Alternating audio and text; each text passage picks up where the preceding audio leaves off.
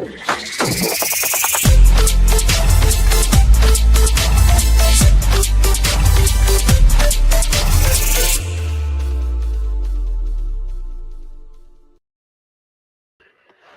evening, everyone, and welcome to Ireland Live for Wednesday, the 3rd of December, 2025. My name is Paul Fitzsimons. I'll be joined by Orla Donoghue now in the next coming minutes. So, let's have a look. There she is there now. She's on the stage already. Hello there, Orla. Hello. How are you? Well, how are you? Good. I'm loving these. This is like RTE. You're going around doing all these blade and guaranteed Irish stuff and all. This is brilliant. Fair play to you, yeah. Oh, a couple yeah. of videos there.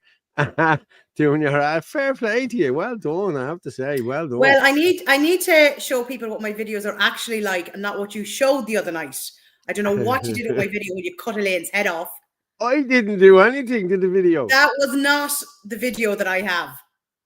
That's what I just said. That's what I said. It was like zoomed in. My face was like up to the camera like this, and I was like, I'm going to kill him.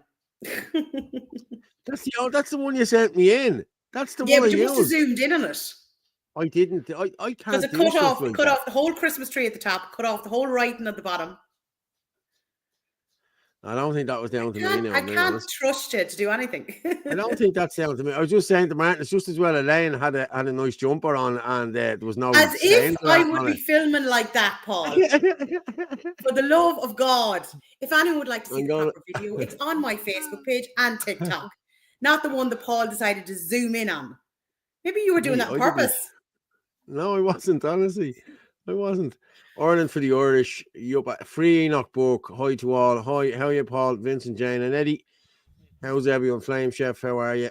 Chris Bourne, how are you? All grand, thanks, Flame Chef. Yeah. Fergus Power. Good evening, Paolo, Orla, and all the beautiful patrons. Hey, Ferg, how are you? I know hope you're all keeping well. God bless. Yes, I am keeping well, and as well as can be expected, Ferg, but we won't talk about that, you know. Good evening and blessed be for everyone. Yes, John Lagan. Good evening, Paul, Orla, and all. Good evening, John. How are you? Great work, Orla. Yeah, it is great work. Yeah. How are you, Orla? Chris Bourne. Hey, Chris, how are you? Like, share. Yeah, please do. Share it out there, everyone, if you can. I've shared it out to the WhatsApp groups there, so we'll see how we get out on. Orla's like bored fall chat. Thanks, Liz. What's he say? Orla, yeah. Liz there, just put in Orla's like bored fall chat. Well, at least I'm supporting Irish. The good board Falchi. Have you seen this seminar that they're putting on there now? Is it next week in the RDS? The Boy Irish. I think we should all head into that with our flags, like, you know what I mean? Boy Irish, we all want the Boy Irish, you know what I mean? Didn't see it. Ireland does not belong to the Irish, not at the moment, anyway. Yeah, they were drunk, Orla, and swearing like fuck. Do you hear him? I wasn't drunk. I wasn't drinking last weekend. Neither was Martin. Yes. I heard Martin. But look, Martin, in all fairness, covered for me, and he was very nice in the show. So I let him away with it this time. Yeah. I wasn't drinking at all. I was drinking tea. That's all I was drinking. Should be a protest on Saturday for Enoch, and then on one for the carol service. Oh, lads, I'm going to be honest with you. When you start doing that, it upsets different aspects of how these protests go. You know what I mean? We all saw what happened in February last year when 60 to 100 people tried to walk up Gardiner Street with their children to walk up to Mount Joy and peacefully assemble outside Mount Joy for Enoch Book. They were turned on by the guards. The guards blocked them in. There was 11 arrests. I was arrested myself that day. Later on in the afternoon, I wasn't part of that. And so trying to organise, we need to, there's a hold the line on Friday. Okay, if you can get into the hold the line on Friday, please do. Try and get into the hold the line, because that's an actual hold the line. You know what I mean? To be there with placards and boards and the whole lot. And it's not a protest, it's a hold the line. That's what it is. So if you can make it in there, I'll put the thing up now in a while. Hang on, I have it there somewhere. Let me just check. I'm going to share it there now. I think my good friend sent it in to me a while ago. No, he didn't. Somebody did, but there it is there. Yeah. I actually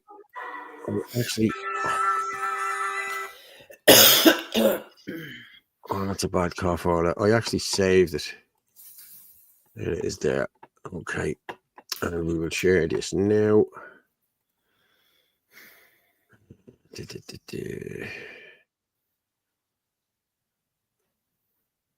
Where are we? I can't find where I am on the screen. It's not where I am.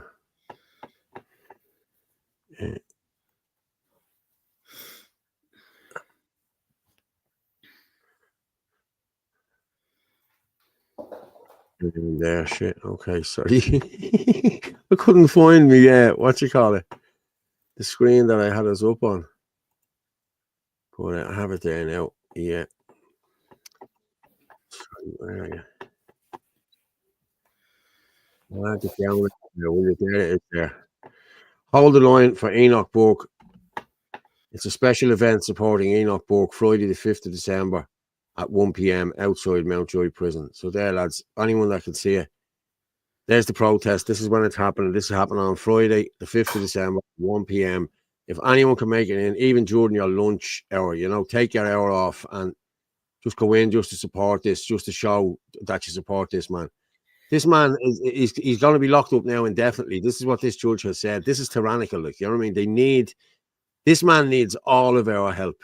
I'm being serious with you. And I know his mother, people are saying, his mother said she doesn't want the help from far right and this, that, and the other, and this. I'm not far right. I'm a concerned father, and I'm worried sick for what's coming into the schools. And I'm going to be honest, lads, I think most of you are, and most of the women are. So if you can get out there on Friday, please do. You know what I mean? People that say he's mad, he's this, he's that. Look what he's fighting for. He's fighting the righteous fight. You know what I mean? He's fighting for everything that people that are sitting on their arse at home that are saying, yeah, he's right. But none of them will come out and stand with him. I, for one, will stand with him. So, yeah, be there on Friday if you can, people. 1 o'clock outside Mountjoy Prison. It'll be a good day if we can all get there. Okay, I'll stop sharing that there now. Well, it's an absolute disgrace when you see murderers and rapists and paedophiles and everything else getting let off. And the likes of him then is... it's just madness. X isn't working tonight. It seems to be. It says, I'm looking here, it says it is. And saying that the numbers are down an awful lot now, I have to say. Usually we're up to about 500 already by this time. We're only up to 300 now at the minute. Is it definitely on X? It could be. It is on X, yeah. Hang on, let me just open X and I'll see. But it'll drop my connection then. But hey, listen. Let me see.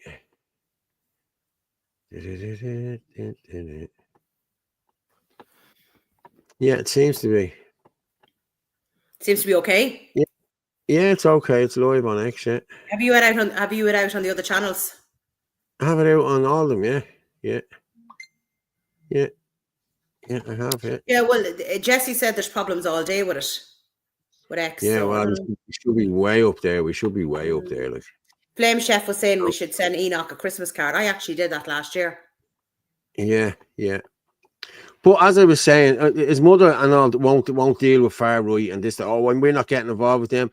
Listen, Mrs. Burke, we're the only hope your son has here. Now, I'm being honest with you. I'm not far right. Lots of the people are not far right, but nobody else is standing up for him. So I think you need to get on board and talk to us, and let's see what sort of a plan we can do here. You know what I mean? There needs to be a big protest there, a big, huge one there, because people shouldn't stand for that. That's not on. It's against his constitutional right. That's what they're doing. And they're locking him up because of that. I know people would say it's because it's contempt of court and this, that, and the other.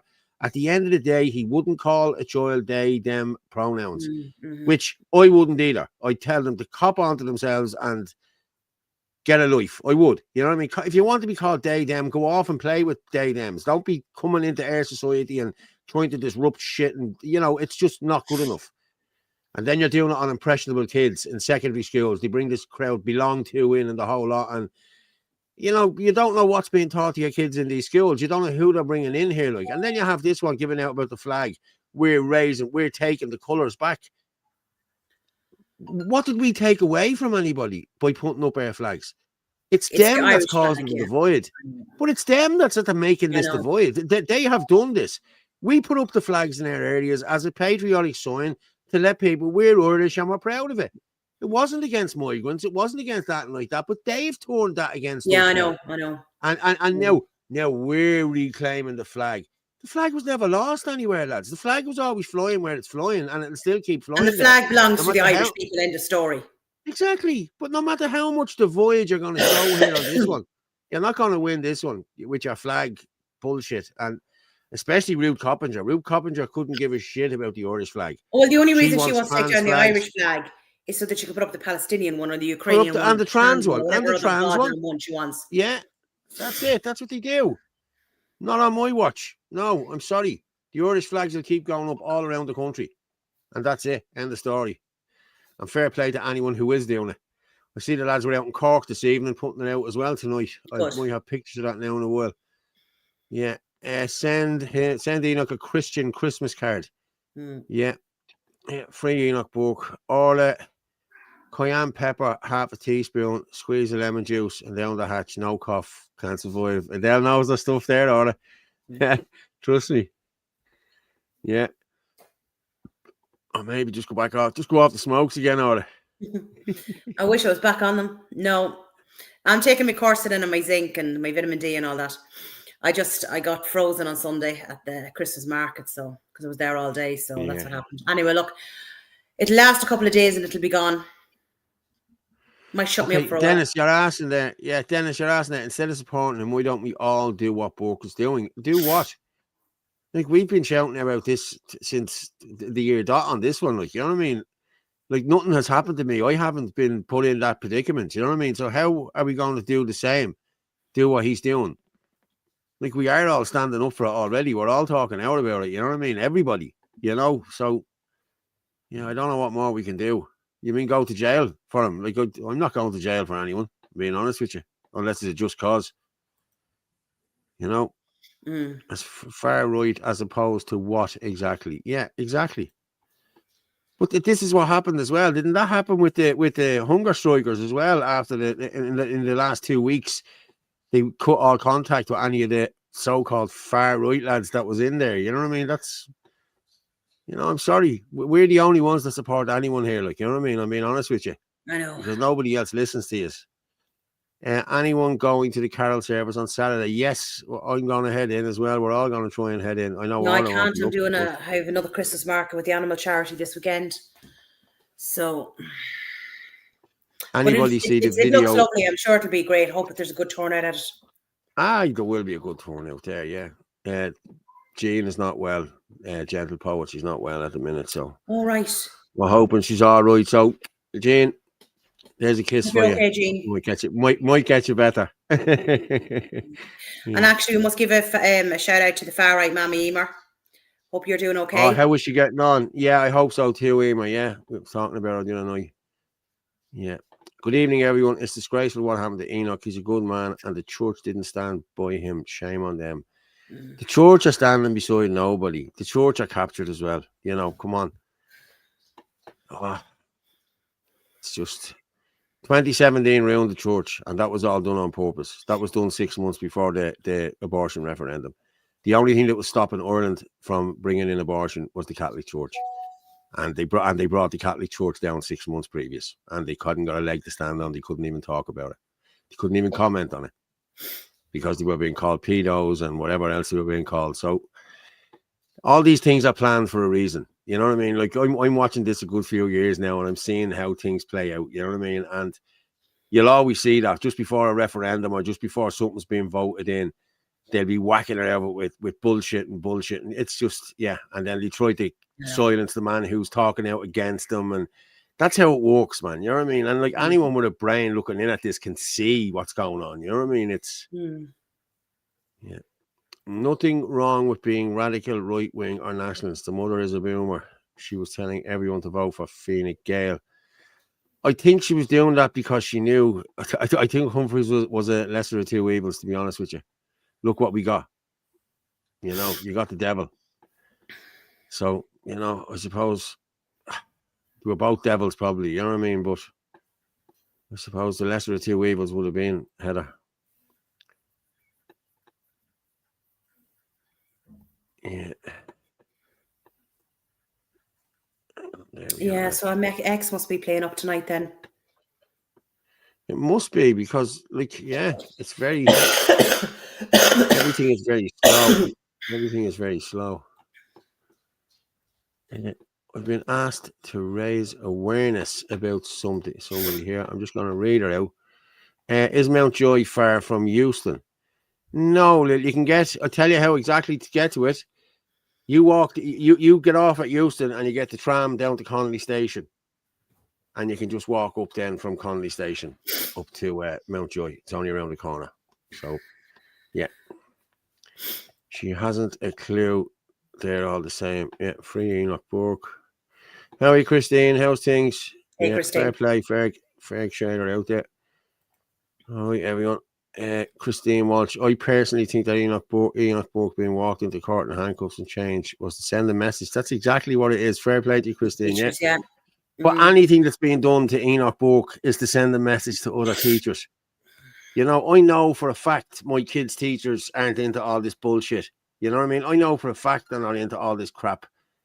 And they know I'm not into it. You know what I mean? So, you know, I'd have like I'd be able to talk to them if I needed to talk to them, you know, that sort of way. But I know for a fact that all the teachers in that school wouldn't be into this bullshit. Like, you know what I mean? It's shite. Like, if you want to be a cat or a dog or you want to be a they, them, not during school hours, son. All right, you're in there to learn. You're not there for us to you know, I'm sorry. No. But whatever about I'm a man or you're a woman or you're this or you're that, I know you're still a man. And don't try to convince me that you're a woman when you're not a woman. Like, I'm not going to... Like, Biology 101 tells you what a man and a woman is. Like, and I know you're a man. You're not a woman. You're wearing a skirt and a dress. That doesn't make you a woman, mate. In your head, maybe, but not in my head. I'm sorry. And I've called this out more times when I've seen them. I've had more rows.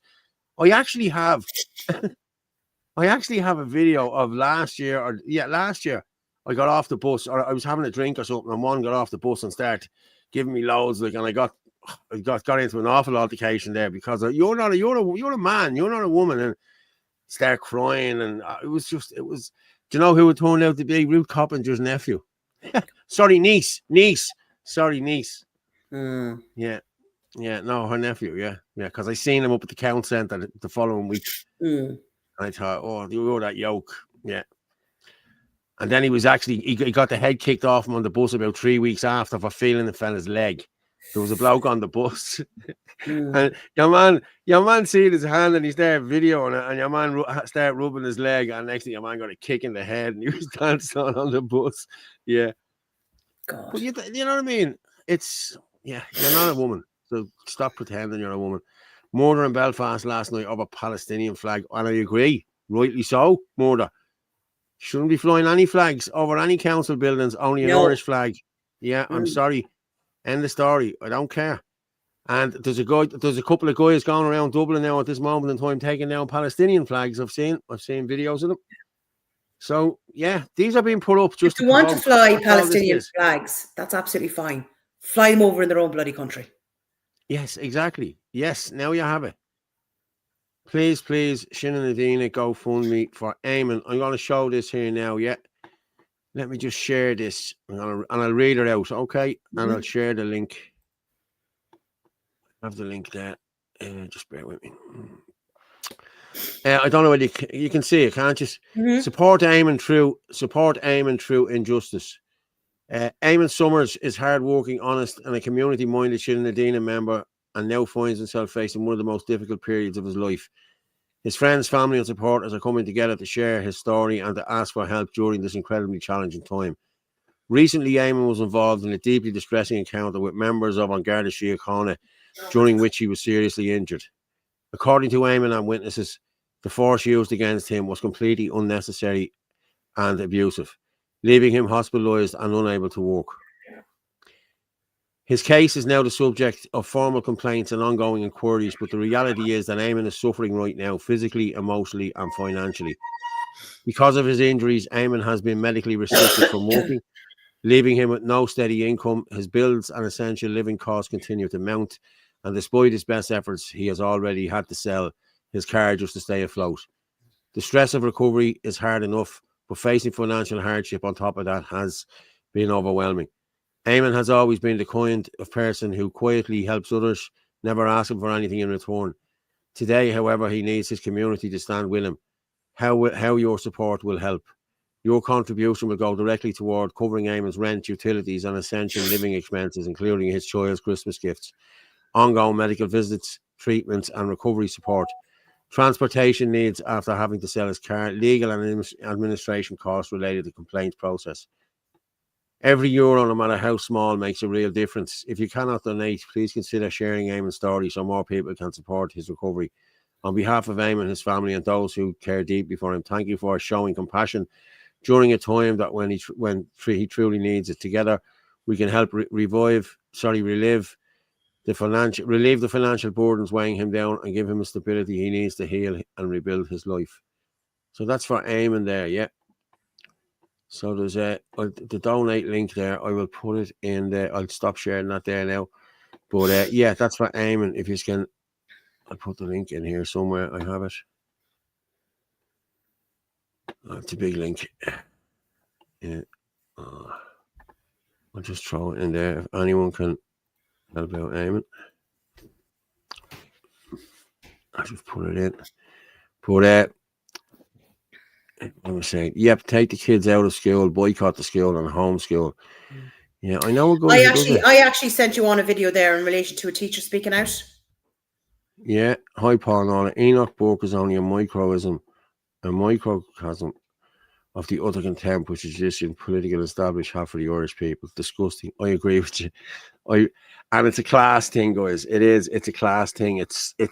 Oh, I'll talk about it again. I can't talk about it today because of something that happened. So, yeah, Antichrist successfully infiltrating the Catholic Church. Yeah, it's. Yeah, hi Paula and all. Sarah. How are you, Sarah? How's things? How are you, Sarah Herity? There you go, Chris Bourne. Yeah, church is only there, so was money. Yeah, well, look at all the land and all the church owns. You know what I mean? The church was infiltrated by scumbags long ago to destroy its name. Yeah, Father Dougal, I agree with you. Yeah. Let's see what's that.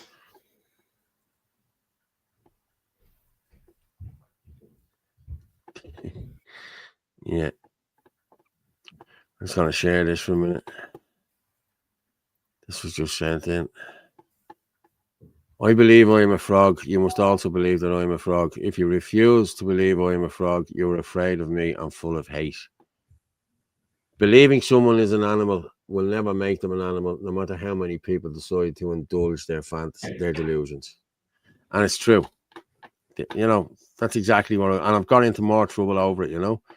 The woke broke Spain. Don't try the same in Ireland. Well, before becoming a Satanist priest, one must first be ordained as a Catholic priest. I didn't know that. So is your man over your man from America, what was his name? Wasn't he a Satanist? What was his name?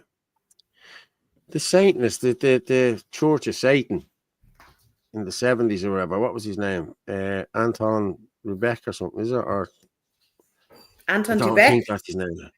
Who's Anton Dubek? Dancing. Who is he? Is that who it is? No, it's something else. It's a funny name like that. It is. It's a funny name. Your man, the Satanist, there was all the talk that Taylor Swift was his wife incarnated or something like that, or his daughter or something like that. Or yeah, I don't know where Anton Dubek came from. That's like the gay guy from Strictly Come Dancing. Yeah, okay, yeah. Yeah. Hi, Paul and Orla. Having problems with chat on YouTube, Twitter, but haven't had problems when you're on Ireland Live. Hey, Angela. No, deadly. Okay, hey, Angela. Yeah, it's somehow it's not getting out to everyone tonight there. I don't know why. I don't know. We're up to 600 anyway, so hey, listen, we're doing all right. It's getting out to someone, you know. So yeah, we better move on, Orla. Jesus. Right, yeah. I said about the teacher speaking out. Just when we're just talking about teachers. Is this in the UK? No, America. Okay. And she's right in what she's saying. The US, yeah, the blondie girl. Yeah, play that. It should absolutely terrify you that we have approximately zero idea just how many people are in this country, like the illegal Muslim terrorist who shot the National Guardsman today, who are currently living here totally unaccounted for. We now know that the shooter is an illegal Afghan national who is... No. I hear you there. There's no sound. No, that's not the right video. Okay, sorry. Okay. The other one should have teacher no speaks sound. out.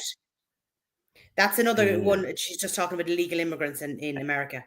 Hold on a second. Where is this? The US? No, I have it there, but is it? Hold on. That's not it. She kind of, yeah, no, sorry, she's brown hair. Hold on. That's it there. Look. See that one there? It's up the top. US teacher. US teacher. There. US teacher. Hang on. I'm looking at it there. Ah, yeah. There you go. US teacher. I didn't pull her across. That's what happened there. Oh, well, I tell you. But, sorry, meant to say the church is only there to wash money. Yeah, well.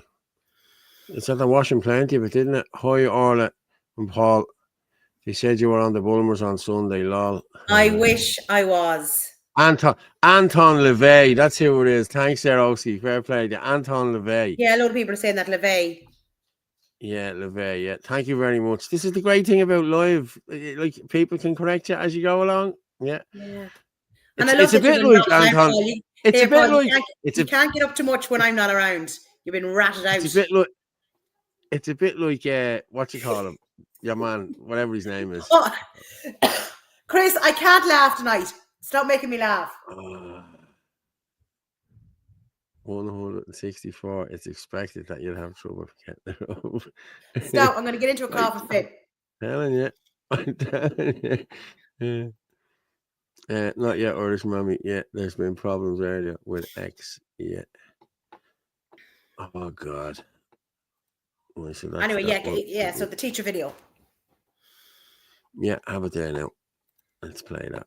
US teacher sharing classroom experience. I think that you guys don't know what's going on in education right now. That's fine. Like, how could you know unless you were working in it? But I think you need to know. So here's exactly what it's like right now working in public education. First of all, the kids have no ability to be bored whatsoever. They live on their phones and they're just fed a constant stream of dopamine from the minute their eyes wake up in the morning until they go to sleep at night. Because they're in a constant state of dopamine withdrawal at school, they behave like addicts. They're super emotional, like the smallest thing sets them off. And when you are standing in front of them, trying to teach, they're vacant. They have no ability to tune in if your communication isn't packaged in short little clips or if it doesn't have like bright flashing lights. That's actually the way harder part for me than just the outright behaviors, is just being up at the front, talking to a group of kids who have their eyes open, they're looking at me, but they're not there. They're not there. And they have a level of apathy that I've never seen before in my whole career. Punishments don't work because they don't care about them. They don't care about grades. They don't care about college. It's like you are interacting with them briefly in between hits of the internet, which is their real life. I've seen some TikToks recently where teachers are getting a lot of hate, like for not adapting to the kids or punishing them or whatever. And I just gotta say, like, I can tell you with absolute certainty, it is not the teacher's fault. It might be the parents' fault. It might be our capitalistic society's fault, but it is not the teacher's fault.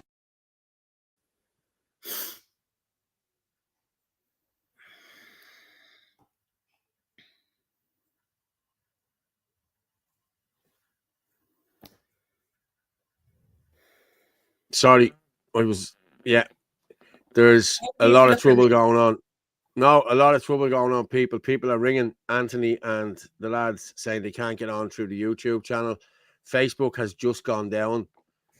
And, yeah, they can't get through our YouTube channel. That's it.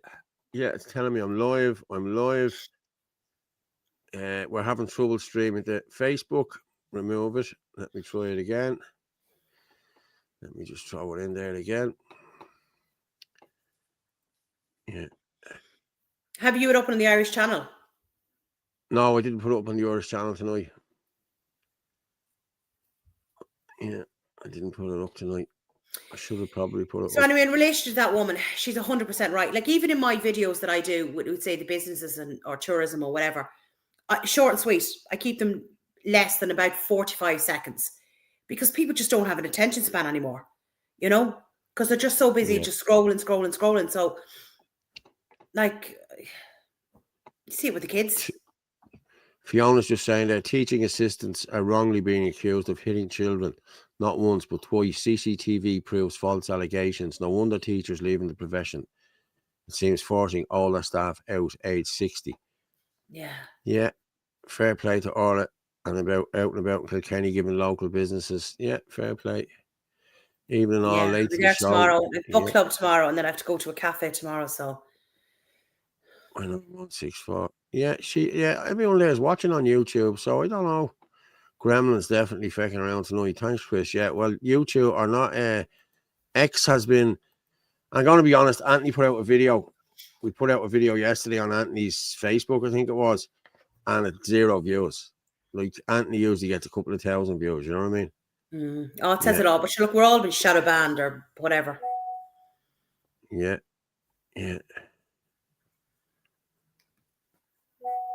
Someone's sending me in a video there.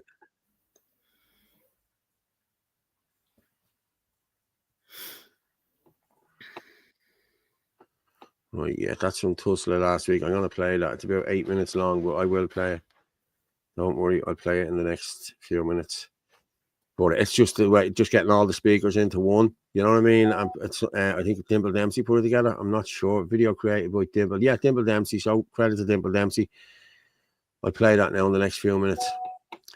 Back on Facebook, X keeps stopping. Yeah, I know. I just put the link back up on Facebook there. I see, and I didn't see Anthony on Facebook. Yeah. See, Anthony's. They're after taking down 2 of Anthony's accounts, his X account and his TikTok account, the last few days. And we were told we were going to be attacked 4 days ago. So listen, maybe this is the attack. So doesn't matter. Still here. I'll still be here. Don't you worry. If they separate out the Irish kids, the stats would be stellar. Yeah. I know what you mean, Lou. And there's a small percentage of teachers who know all this is wrong, but unfortunately they are forced to go along to get along. Unfortunately, lads, that's the way it is with everybody. That's the way it is with everybody. We heard Varadkar talking about this 2 years ago when he turned around and said, you'll either keep your job or you'll get along with us, or you'll go along or you'll lose your job. He wasn't messing. He wasn't messing when he said that. And he done that with a sneer on his face live on television. So these people are nasty people, you know. Hi, Paul and Orla from Donegal and all the chat. Yeah. Oh, I got a letter today from one of our viewers. Greg sent me up a little package, and he said to open it up on the show. So he said he sent it up. So just give me a minute. I'll tell you what I'll do. Okay. We'll play the video. Now, should I go and get it? Hang on, give me a second. Okay. Hope it isn't something that goes. Oh my God.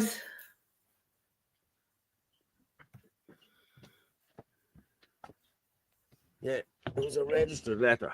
There's nothing ticking. There's nothing ticking, is there? No. It could be one of your fans, Paul. Like, I hope it's not a pair of knickers.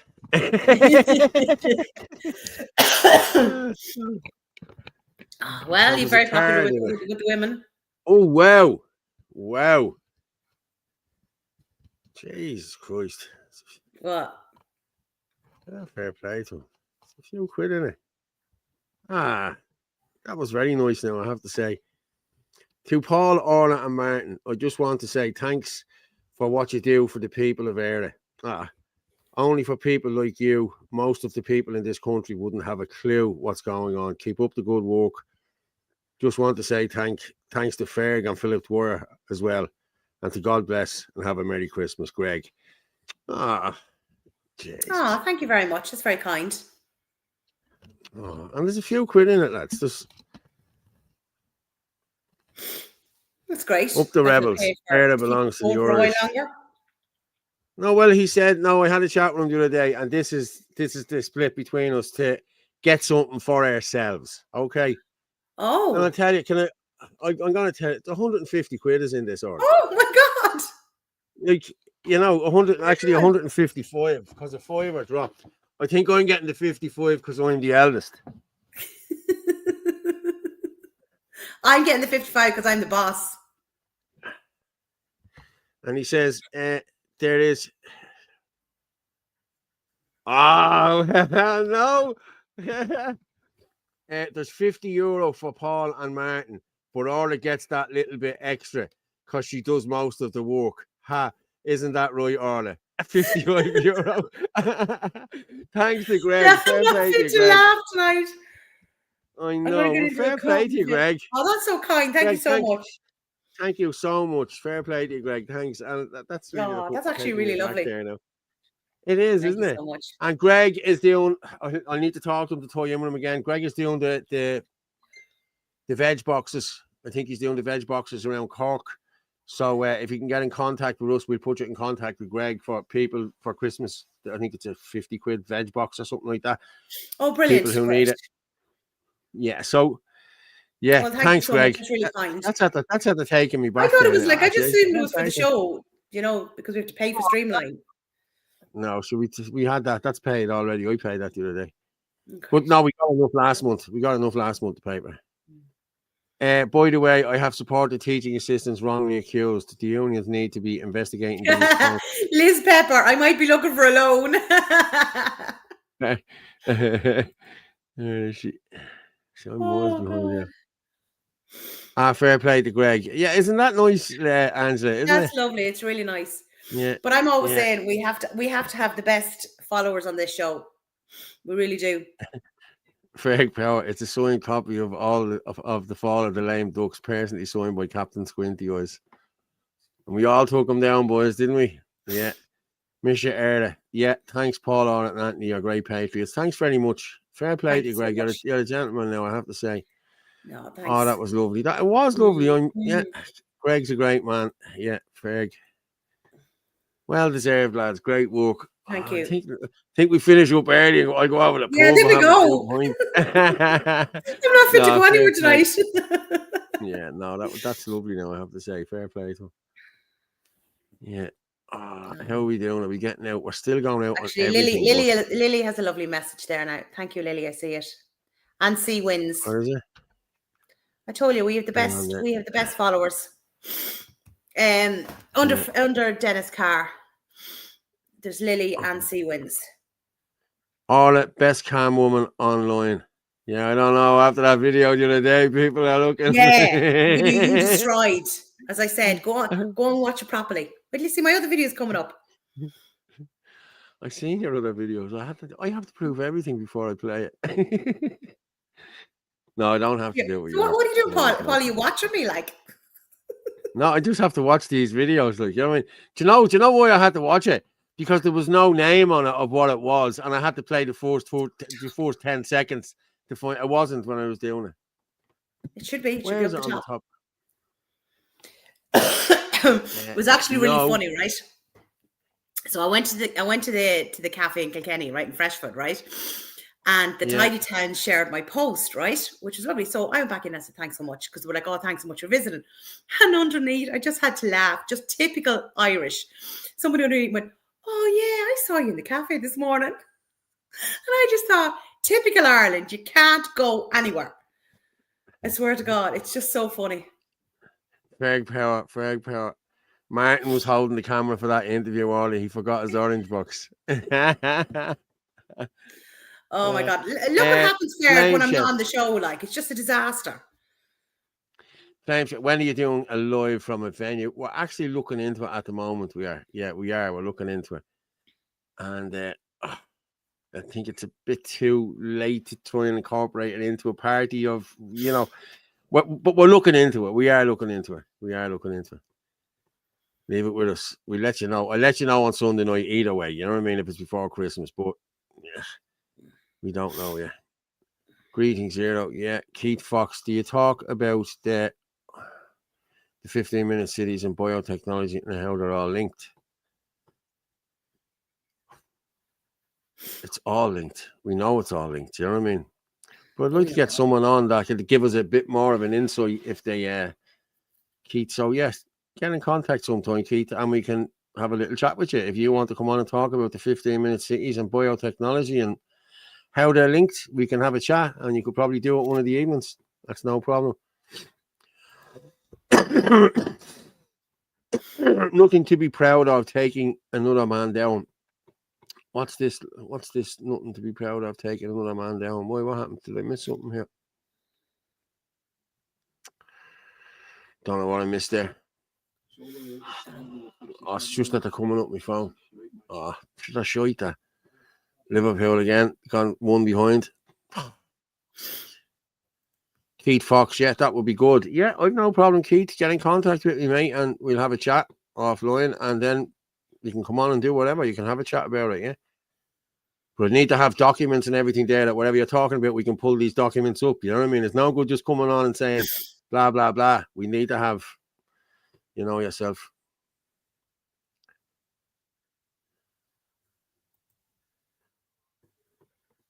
IOM, the International, Organization for Migration, and George Soros and the whole lot. This is all linked. We know it's all linked. You know what I mean? But as I said, I'd like to get your insight on it. So if you did contact me tomorrow or the next day, the number's there. I'll put up the number for you there, Keith. It's 089 203 1521, 089 203 1521. So yeah, I'm just gonna put up there. There's the Buyers a Coffee. Yeah. And I think that's it, isn't it? Yeah. You said you took Kieran Kelly down.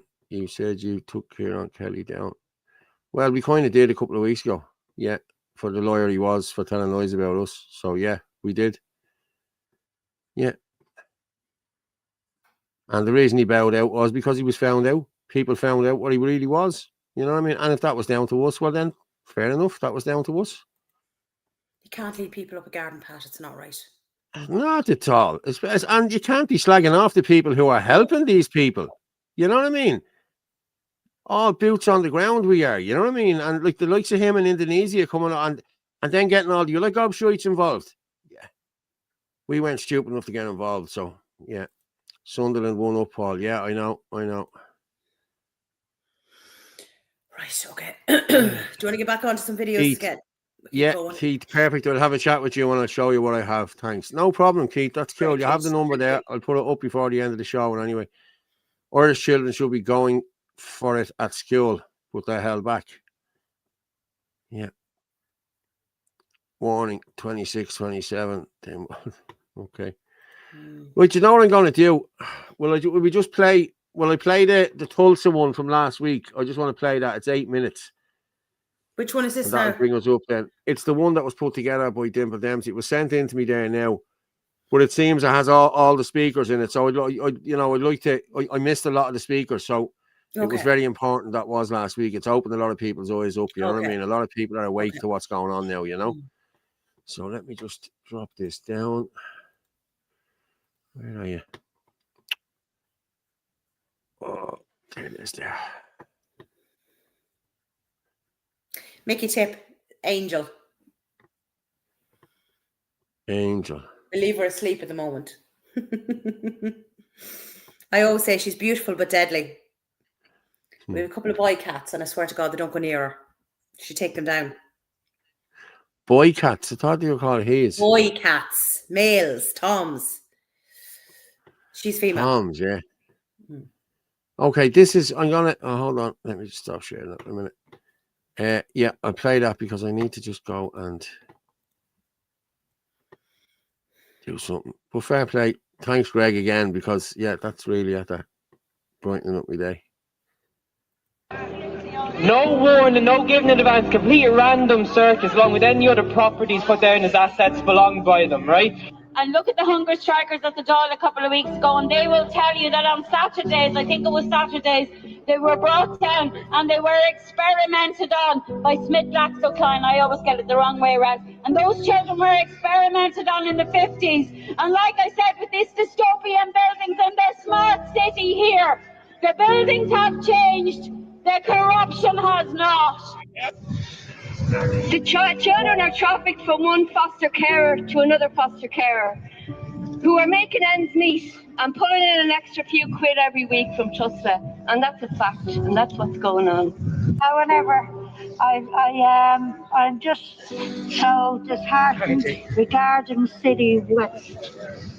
You know, a mother and a 10-year-old child who was given into the hands of Tusla in their care and then suddenly slipped away and ended up with a security guard who was actually in accommodation in City West. Now, it's happening down in Northern Ireland too. It's happening on a global scale, and the corruption is, you're right, it's all about the money. Because I don't think the Irish actually realise they're in such a privileged position where I think it's a country that, and I don't mean it's any disrespect, it's small enough that people can actually have a big impact and change things at such a high level that it can actually inspire other countries across developed nations who have similar issues. In the UK, we have the well-known Rotherham scandal. Think of all the mothers at home alone without their kids because Tusla have abducted them. Tusla are putting court orders on children, and from that day on, up to the child is 18, the review cases that you're going back into court for, not a chance for you to get your child back. They're all review cases. So unless you put in your own applications to the courts for the return of your own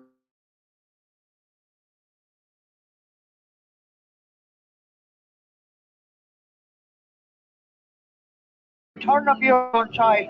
Otherwise, Tusla are only bringing you in on reviews. And on them reviews, the gal and the social workers are going into the courts and they're saying everything is okay with the child. So that means you're walking out of court thinking, oh, well, maybe the next time I have a chance with my child. No, you don't. You'll never get your children back unless you put in your own applications to the court for your children back. You have to do it, not legal aid. You have to do it because legal aid work for the state. They are for Tusla. So it's up to yourselves. You want to get your kids back, put in your own applications.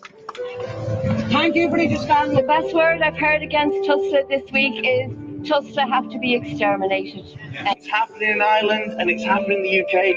You can bet your house that it's happening in France, Germany, Sweden, America. So what happens in Ireland, I actually think you can have a major impact when it comes to protecting kids worldwide. And they're starting to pay attention and they're actually starting to act in Leinster House finally, despite a policy paper sitting on their desk on the shelf gathering dust since Helen McEntee's days. When you get a position, if you're looking after children, if you're looking after with money, if you're dealing with money, if you're dealing with the public, you have to be guarded, vetted. And these are questions that has to be answered. Don't be afraid. That's what they want you to do. They want you to stay silent so they can continue to make money and profit from our children's trauma. They want you to stay silent. They will threaten you with fines, with prison. Go to prison for our children if that's what it takes. For what they are doing to our children. We need to expose them for everything. See, Ruth Morrow Farrell, I'm here in a capacity for the general family courts and what families are going through in there, how you're spoken to, how you're degraded, how you are not regarded as the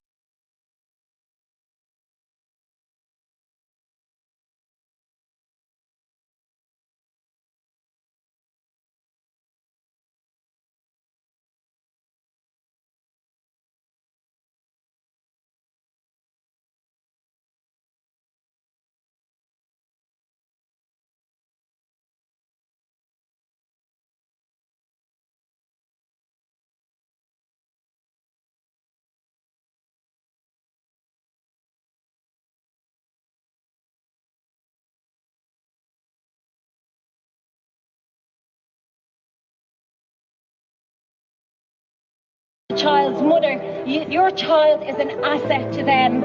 Your child makes money. They make money off your child's trauma. Jim Sheehan, unregulated, unvetted. Who's vetting the vetters? Because our vetting service has become a joke. How can care services come in from England and abroad, set up shop here, and our children fostered and farmed out to them? How has this happened? Money is the arbitrary here. It's all about the money. It's all about the money.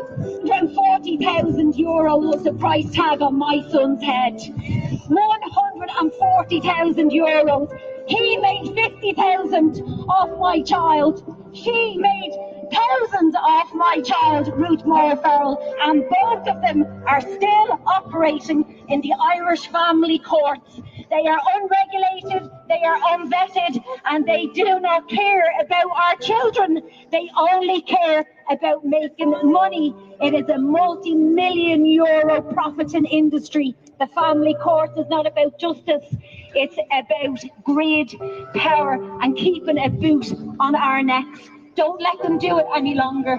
We have to speak out. In-camera rule. Well, years ago, of course, it was the in-church rule of the hallowed halls where the children were told, shh, don't tell anything.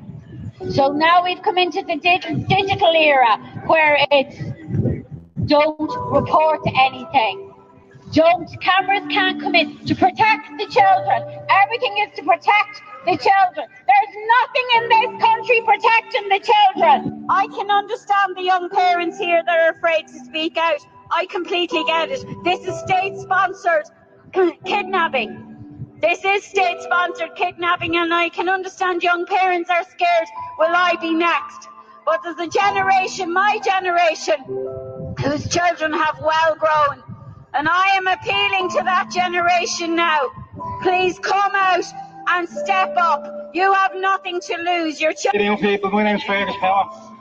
I just want to make a point today that the same criminal cartel in that doll who were responsible for that little 10-year-old girl being raped, they were also responsible back in 2021 for putting this whole country in a medical trial, which has resulted in 25,000 plus in excess mortality in our brothers and sisters. Totally fit men, women, Abe O'Brien, Roy Butler, babies in the womb. We have to have accountability. This isn't it today, lads. This is only going to build from here, right? These absolute monsters have to be taken to task what they do. They preside over the worst time in our history. Children going missing. As I said, over 25,000 people that won't be sitting at the Christmas table this year, lads. It's an absolute disgrace. I don't forget them people, are we? Where's all the childcare workers? They should be down here now. Where's the child psychologists? They should be down here now. Where's the family support workers? They should be down here now. Where's the TDs? They should be down here now. All the ones looking for votes forming new parties, they should be here. The ones that want to come from America and save us poor little peasants, they want to come across the water and save us.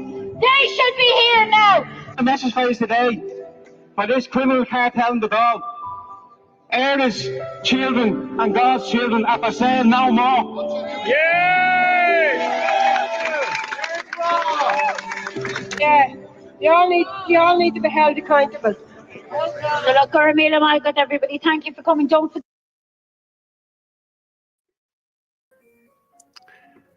Yeah. Fair play to everyone involved there. Now, I have to say that was really brilliant. That's very well put together. The girl. Brilliant. I think it was Dimple Dempsey done it. So, yeah, fair play to Dimple Dempsey for that. I wouldn't take credit now for someone else's work. I'm not like that. Not like some people. Yeah, that was really good. Fair play to you, Dimple. Yeah, good girl. Well done. And you have to say, she's doing great work in Clonmel as well. She gets all this stuff together as well. As does Nora, Nora in as well. So, yeah, fair play to everyone. Okay, so, yeah, I know it's paused. Do you know what happened? I was coming back down the stairs and I hit the earpiece here, and this pauses it. And I heard it stopping, and that's I ran down the stairs there and hit the button. Yeah. Right, so we will move on. What are we at there? Jesus. We're at 800. Fair play. Fair play to everyone who's watching. Like, share, subscribe. Yeah, put it on there. 800 viewers. I'm just going to put this up here for people as well. If they want to contribute, if they want to buy us a coffee. Oh, that's a nasty little cough there now, I have to say. Yeah. And remove us there. And you can put it up there. Anyone, just beep it there if you want. And you can buy us a coffee or a Bulmers. Or I know we're doing well there. We got a couple of bottles of Bulmers there now on that last one. So maybe people will sort us out now for next month. Fair play to everyone, anyone who does. And there's a few people who do. Thanks very much. You know who you are. Yeah, thanks very much. But I am getting a few coming in to Revolut and it's saying it was declined or it was, I'm getting a few coming in saying it was rejected for some reason. So I had about 4 or 5 last week that were rejected for some reason. I don't know why. So you just check and see, was it rejected? And send it again if you want or reclaim it, whatever is easier for you. So, yeah, thanks to everyone for that. Yeah, so hold on there now. Paddy Walsh, hold on. Liz Pepper. I bet TD Paul Fitz would have been there. I was there. I was there. I was front and centre. I was holding it. Trust me, I was next to Ferg. I just didn't speak. I was asked to speak 3 times and I told them, I said, it's not about me or about me running or about anything else. I said, this is about Tussla. And I said, people's problems. I said, I have no skin in the game here with Tussla. I said, I'm just here to support you. And I am just there to support them and I'll support them all the way. I really will. Hey, Paul, August Orla. Hello, Air Force. How are you? Bless Ferg. Yeah, Ferg is a good one. Ferg's one of us. When a nation's leadership consists of such vile creatures, the results will soon be deplorable. Yeah. Like, sub, share. Yeah, please do. Barry Walsh to keep people quiet. Maurice McCabe, also a man who stood up in a church during COVID. COVID came for his kids at 4 a.m. in the morning. Said they got a call. They were at risk. Never forget his kids. I didn't see that. I don't remember that, to be honest with you. Barry Walsh, calling me naive doesn't answer the question, which I'm entitled to ask. Okay. Irish Mommy's asking for the coffee link to be put up. I never managed to get the QR code. Hold on there. Yeah, somebody else after saying, I tried twice to buy a coffee and my bank blocked it. I'm in the US. Yeah, that's weird, isn't it? Yeah. It's weird. Is this the one for Keep Christing Christmas? Is that what you're talking about? What now? But by the way, Liverpool just equalised, yeah. Just throw it out there. What are you talking about, Paul? I'm talking about this here, the Liberty Soup Run. Keep Christing Christmas. This is for the 6th of December from 2 to 4 p.m. at the GPO in Dublin.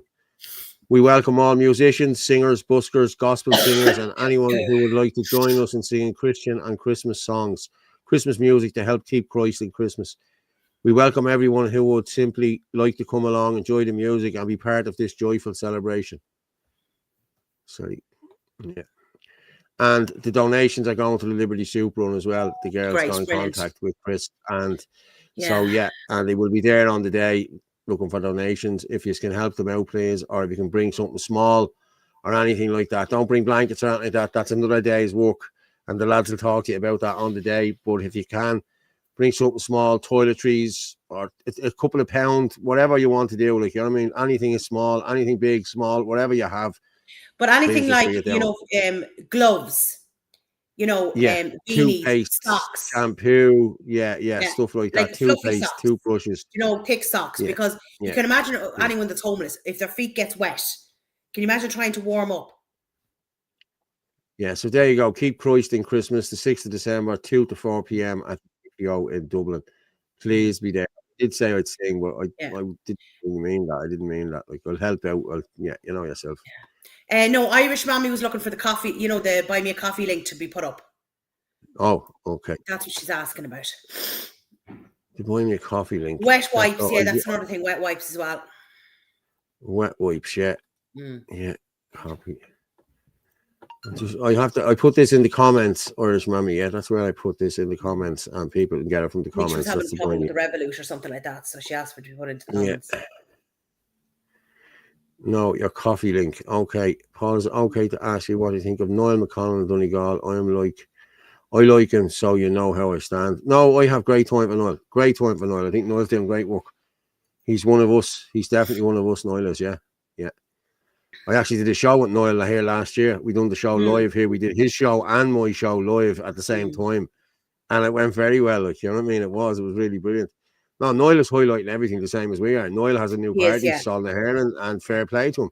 He's doing exactly what we're doing, and he's doing his own thing, and he's doing great work up in Donegal. So yeah, I big kudos. You know what I mean? Big kudos to Niall. Yeah. It only works when you buy cider. That's Paul. Yeah. What's this? No money in account, floppy lot. Yeah. Liz Pepper, my husband did the marathon for Liberty Soup Run. Fair play. Oh, great. Fair play to your husband, Liz. Deadly. Please, everyone, pray for Gentle Poet so she can make it Saturday. She's still very ill at the moment. Yeah. Say a prayer there for Gentle Poet. Jane, she's a lovely lady and she's a true patriot of this country. I tell you, she doesn't mind getting stuck in either, you know. Wet wipes for hygiene. Yeah, thank you both so much. No problem. Don't forget, Christmas is a difficult time of year for some people. Yes, we know that. It is. Irish mammy, God bless her. I hope she's okay for Saturday. Yeah, so do I. Yeah. Joining late, evening all free, Enoch book. Yeah, we done that one, yeah. Good man, Paul. I know him, played music with him. Great to know. Yeah, no problem. Yeah, he is a good lad. I've great time for him. So have our lads. So has Anthony and Martin and all. Yeah. All the best, Gene. Get well soon. Yeah, get well soon. Again, Bulmers and honey for that cough. Or Bulmers and honey. I haven't had any Bulmers. That's probably what's wrong with me. Okay, we will move on. Yeah. Oh, God. What will we go to now, Orla? Hold on. Like, we've loads of stuff there, you know. Like the t-shirt. I've said you have loads of stuff. The first one. You did.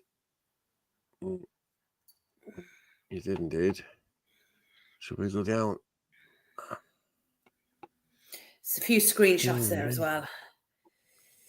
Oh, look, there's Switzerland. There's Britain in one day. What's it? Britain in one day. Britain in one day. It's rented houses. That's actually important as well. It's loads of stuff. Just click on any of the videos. Yeah, we've loads to go through anyway. I have loads of videos there. Yeah. So will I go with Switzerland? Yeah. They're quick anyway. This is unbelievable. I had to double check it. Switzerland. It highlights what we've always been saying. Demographics is destiny. There's no magic soil. Countries are the way they are because of the people that create them.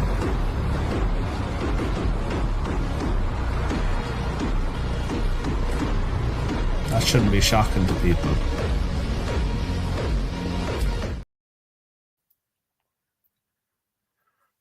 Wow. It's nowhere near Davos, is it? You know? But like we're showing the same videos, like we'll say from France and other places, and it's just the exact same stuff. Rubbish all over the place in state.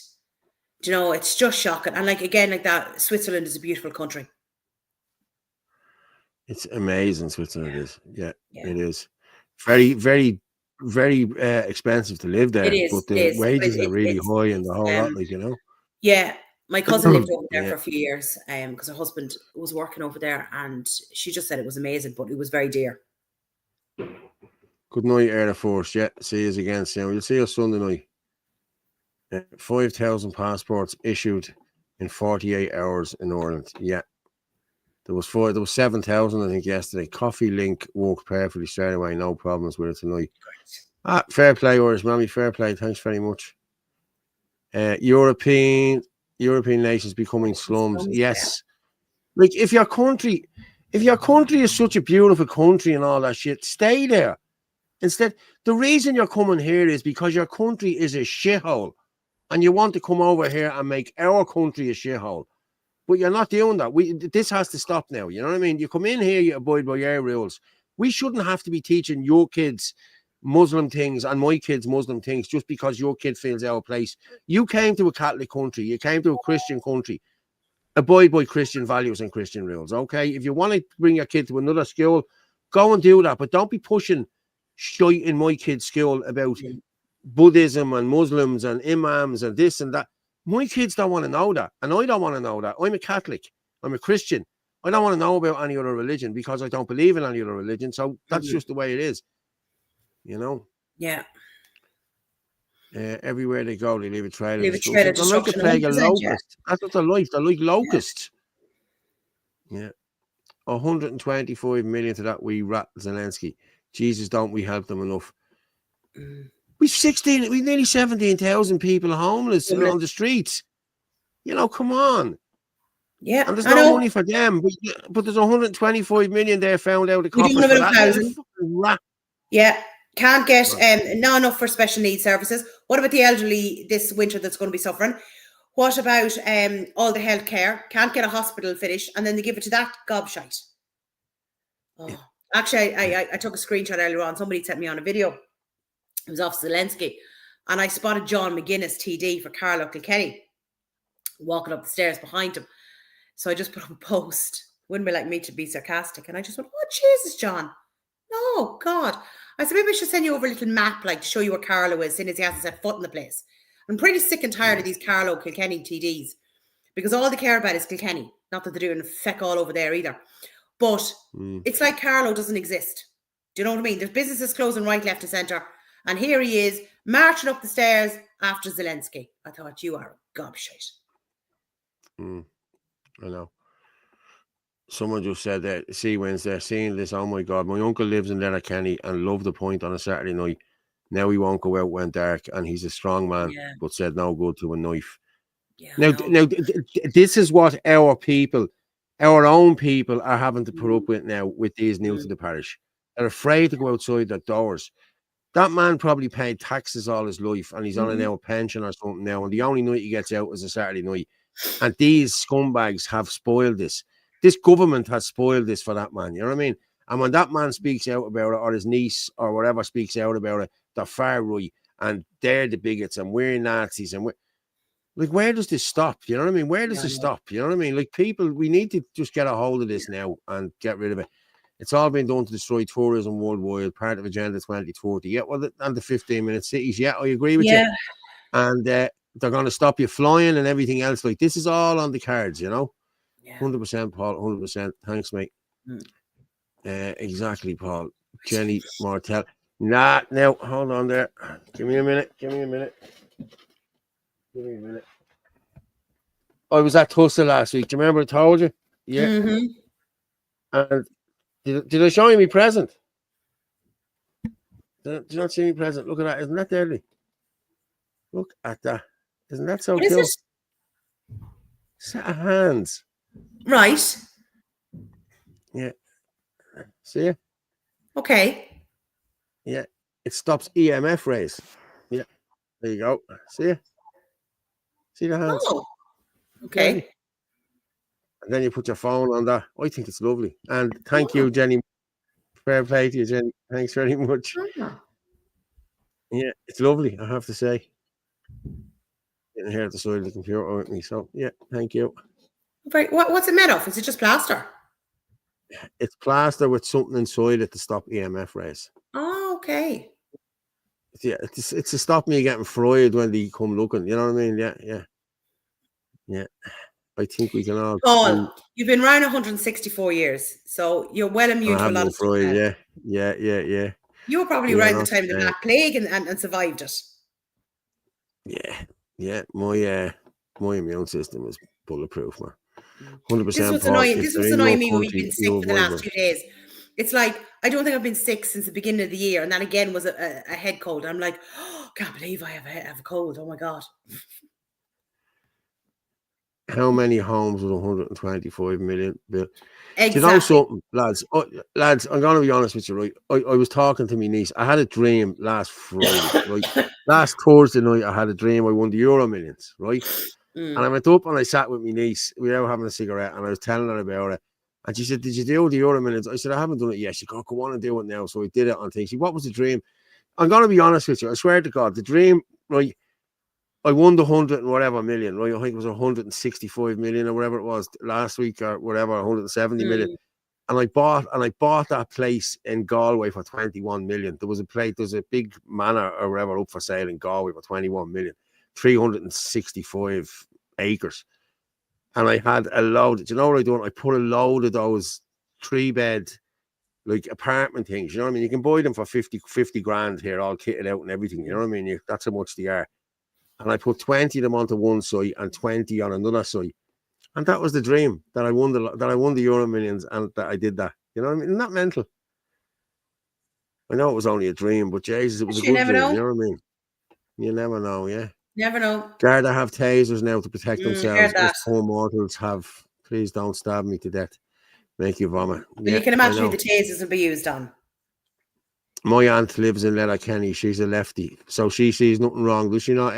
Dennis? She thinks everything's fine. Everything's hunky dory. Yeah. They won't kill. They won't use bins to hassle. Paul, the next video we play is on the rented houses because this is going to be another massive issue coming. Yeah. Oh, lovely. Deadly. Happy days. Deadly. What was I going to say? Liverpool's drawing 1-1. Oh, okay, thanks. That Liverpool are still drawing 1-1, but Leeds after beating Chelsea 3-1. Deadly. Be dad's happy. And you're right there, Fanula. They won't queue. They won't use bins and hassle local people. Yeah. Do you know what pisses me off about them as well? They park in disabled spots all the time and think it's their God-given right just to park there. And when you pull them on it, they start giving out to you and making you out to be the bad guy. I've had more rows in Duns and Ongar over the last couple of years. I'm going to be honest with you, Roma gypsies. And then this fat fella gets out and he's, I said, you're not disabled. Oh, mind your own business, But it is my business. I'm sorry. You know what I mean? Like an Irish person doesn't do that. We don't do that. You know what I mean? Because we have respect for a disabled person coming in there. They don't care. So call them out on it all the time. I do it all the time. I do call them out all the time. I swear to God. Anyone. I'm not even saying the Romans. I'm saying anyone that parks disabled spots, I will call them out if they're not disabled. No wonder the Irish are suffering. Zelensky came over and to compare notes with our scammers. Yeah. Well, it seems America aren't backing them now, lads. It's I think he's gone now. Zelensky's world tour with the begging bowl. I think that was it yesterday because I don't think somebody posted today. It's like the world's longest GoFundMe for him. Yeah. But it seems they're looking to give him 45 billion, the EU, from money that they have taken from Russia. They're going to, and apparently it's going to cost. Didn't he lose $1 billion? Didn't he lose $1 billion? Did anyone check his several $1 million mansions and his yachts? I'm sure it's under them somewhere. That's exactly it. He has mansions everywhere. Should the wife bought one of the coins around $1 million euro car? Maybe it's in the back of the car. Maybe that's where he left it. Yeah. Get shungite to stop EMF. Maybe that's what's in it. I don't know, Lamb Chop. I don't know. 380 million has been given to Zelensky so far. Yes. In non-military aid. Cocaine, ketamine, whatever the bleeding hell he can get up his nose. Zarovsky playing us like fiddles. Yeah, disgusting, isn't it? Drink a good shot of curry orla. You'll be brand new. Yeah, good curry orla. I'm on the border of Donegal and Tyrone all my life. Bomb shootings. Never thought not safe to walk my dog. Yes, exactly. I do now. Never thought I would see the day when so-called peace was called. There's something else there coming in. But she's right. Yeah, you're right. Exactly what you're saying. Like even in the Troubles, there'd be bombs going off around you, and you still didn't feel unsafe walking around. You knew you weren't going to get raped or you weren't going to get attacked. You know, you might get blown up, but you weren't going to get attacked or raped. But now, look what's happening. Yeah. You know, your uncle can't go to the pub, and he's a big, strong man. You know what I mean? I sent you in a handful of newspaper articles, Paul. Okay, let me just have a look there. Somebody mentioned there in the comments, hold on a second, where is it gone? By Kathleen Funchion. Kathleen Funchion is Sinn Féin. She's gone to Europe. She was the TD for Carlow and Kilkenny. Useless as well. They're all useless. They don't do anything. Yeah. Hold on there now.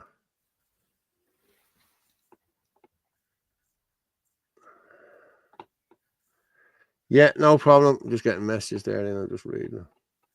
Somebody said they sent me in a load of stuff. I don't know where it is, to be honest with you. Newspaper article. Oh, I see them here. Yeah. I'm just going to show a couple of these that's here. Just for a second. No, my battery's going low in the air. We are ready for war with Europe. Ukrainian President Vladimir Zelensky yesterday told the Irish people that there was a chance to end the war with Russia, just as Vladimir Putin warned Europe his nation was ready to expand the war if provoked. Is that gobshite Connolly? Yes, on the right. Yes, that's who it is. Look, yeah. And Zelensky's wife, look, he didn't even put on a tie, the dirty knacker, like, you know what I mean? Come on. But isn't the wife like a woman? So it's too busy. Can't think straight. Isn't your man's wife? Your man's wife is like a woman that was in that Crotty case. Do you know what the? Hang on there. Am I gone off? No. I can't hear anything. Okay. Oh, now you I mean can hear Natasha? you. Isn't she like a woman? Natasha, that's her. She's like her, isn't she? Look, she has one of them lady flower faces. Yeah. Let me see this. Pervert was one cog in a machine of abuse. What's this now? Former teacher guilty of indecent assault on young boys. Look, he'll be grand. Once he goes up against Judge Noel, he'll get slapped on the wrist. And these are like 8 boys more than 40 years ago at a private Dublin school. Peter Kelly of Bealderstown Park, Bealderstown, was convicted by a Dublin Circuit Criminal Court jury following a 2-week trial. One victim, who was a pupil at Willow Park School, Blackrock, Dublin, in the 1980s, spoke about how Kelly was one cog in the machine of systematic abuse. There you go. Yeah. And there you go. Zelensky pleads with Ireland never lose faith in the Ukraine. Jesus Christ. And look at these gobshites. Look at them. Look, Gary Gannon and clapping him. Gobshites. Utter gobshites. Listen, I'm sick enough this evening as it is. That's making it worse. Yeah. Okay, what's this? Man jailed for sexual assault of girl 14 at party. Oh, Jesus Christ. This is in Carlow as well. Where? From the Wee's Money. A 14-year-old girl who was sexually assaulted at a party in Carlow last year told the court that the dress she wore that night was soaked in tears. Last week at Carlow Circuit Court, a man was sentenced to 1 year and 6 months in prison for sexually assaulting the girl in a housing estate in Carlow town on the 22nd of June of last year. The defendant, I think I remember this. Yeah, I think this was. I think I actually remember that last year. The defendant, a Pakistani native who cannot be named to protect the victim's identity, was 25 at the time, and she was 14. My daughter's 14. He got 18 months for sexually assaulting her. Who was the judge? Are you for real? Who's the judge? Let's see now. I'd say it was in Carlow. The defendant, sexual assault contrary to Section 2 of the rape, on both counts last Wednesday, 26th November, after 3.5 hours of deliberation. The victim was still a young person at the time of the trial and gave evidence via a recording. Let me see here. It's not saying who the judge was, but I'm sure it was in Carlow. It was definitely Carlow. It was a Carlow case. I remember reading it last week. It was last year now. Do you know what I mean? The defendant here. A jury found the defendant guilty on both counts last Wednesday after 3.5. The victim was still young. Yeah, we have that already. I read that already. And gave evidence via a recorded interview with a trained Garda in Waterford Garda Station. Yeah. What's this saying? Here we go again. Yeah. Thanks for that. Fair play to you. I'll stop sharing that now. Yeah. Oh. Paul, I sent you a really interesting link, a panel of Irish women discussing the rise in sexual assaults and how. Yes, let me have a look. If it's too long, I might have to cut it down, hon. So let me just check. That's not working.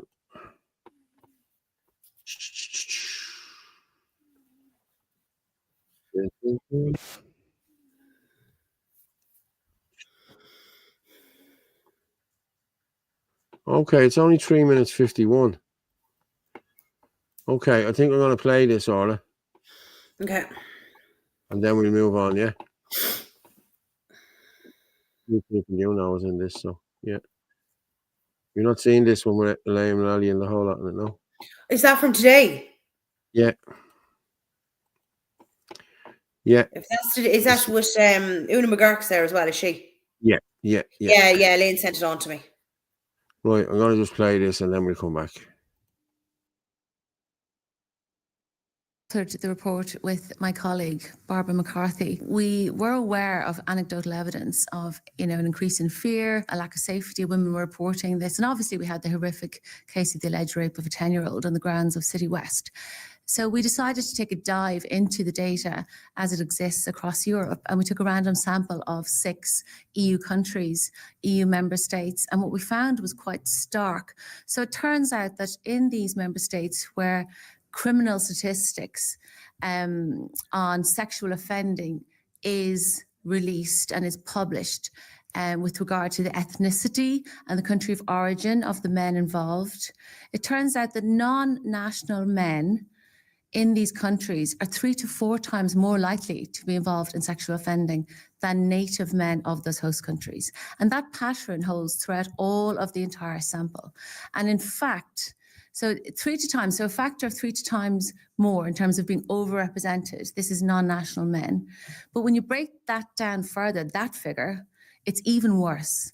So what we found was for particular regions of the world, the MENAP region, which is Morocco, Middle East, North Africa, Pakistan, Turkey, men from those regions are oftentimes 10 times or even 20 times more likely to be involved in certain types of sexual offences, for example, gang rape. We also saw emergent trends of certain types of group sexual offending. Some I would classify as opportunistic. So, for example, in Cologne, up to 1,000 women were assaulted by groups of North African men who surrounded them and then sexually assaulted them in an organised manner, but making use of the sort of chaos and the revelry of that moment in a public space. But then also, obviously, in Louise Casey's report in England, which documented organised group sexual offending, whereby criminal gangs were trafficking, grooming, using the lover boy technique to target underclass white working class girls. And then the Louise Casey mandatory recommendations, which I think is very salient to Ireland, and we have to learn these lessons. She says that considerations for political correctness and a fear of being seen to be racist was in fact what allowed that scandal to go on to such an extent. And some estimates say that over 250,000 girls were raped. So it's really at an industrial scale in the UK. And so what we're trying to do with this report is to say that we must learn the lessons from the Casey report, which is very, very clear. We cannot allow fears of racism get in the way of dealing with realities when it comes to correlations. And we also need to really bring in a safeguarding sensibility to our immigration policies in Ireland today. I welcome Jim O'Callaghan's sort of toughening up of rhetoric and of policy when it comes to how we deal with international protection applicants. For example, he is really admitting that a lot of them are economic migrants and they'll have to pay their way. But what I would like to see is, first and foremost, a release of disaggregated data when it comes to ethnicity and country of origin, because otherwise we're basically building our policy on wishful thinking or an ideological proposition, and we need to base policy on fact. If indeed there is a greater risk to women and girls because of this population of unscreened men from particular countries in particular, as per the data showed in the report, then we need to address that and make sure that human rights of women and girls are protected, and not just this population of male immigrants who are coming here seeking protection.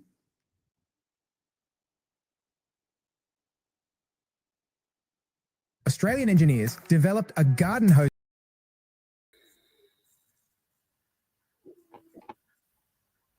Fair play to them. That's some report, isn't it? Yeah, to see the way towards the end, she mentioned about Jim O'Callaghan, and she said about how, he's saying economic migrants and they should be paying their own way. First of all, he's just said it. They're economic migrants. They shouldn't be here in the first place. They're not asylum seekers. They're not refugees. They shouldn't be here.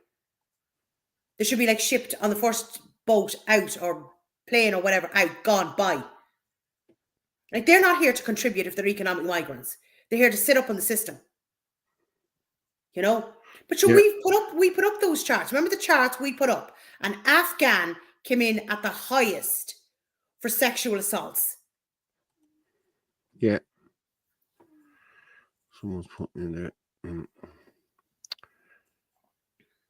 There's a bit of banter going on here between a few people, so yeah, well said, Orla. Yeah, well said. But it's the truth. Like, he's after admitting it himself. He calls them economic migrants. They should not be here. Simple as that. We've enough of our own people to look after. I agree. Yeah, I agree. What's going to happen now when this crap hits it come next March? What's going to happen here now? Will you play that video called labeled rented houses? Wait till we see this, excuse my language, shit show when this happens. Yeah. Yeah, we're going up there now, people. Fair play to everyone. We've just hit 900. Thank you very much. Keep sharing it out there, people.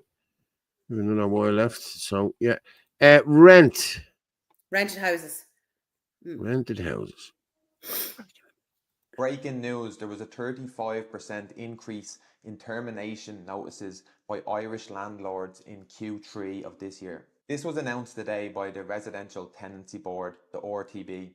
A total of 5,405 notices were given to tenants between July and September of this year. This massive upward trend of landlords exiting the market is due to the government bringing in new rental rules. They're due to come into place in March of 2026, and the Minister for Housing was asked today about the 35% increase in terminations, and he said that the government will continue to implement this legislation in March 2026, basically ignoring this upward trend of Irish landlords exiting the market. Like, this is basic economics. We are already in a rental crisis. We have a shortage of houses, and the Irish government are bringing in new rules which make landlords exit the market. So we are going to have less supply. There is less houses now in the rental market. Not everybody can afford to actually buy a house. They have to rent. So this is obviously going to increase homelessness. Where are the 5,405 tenants that just had their tenancy terminated going to go now? There are less houses now available, and I think the government need to relook at this, these new rules, because it's just not going to work.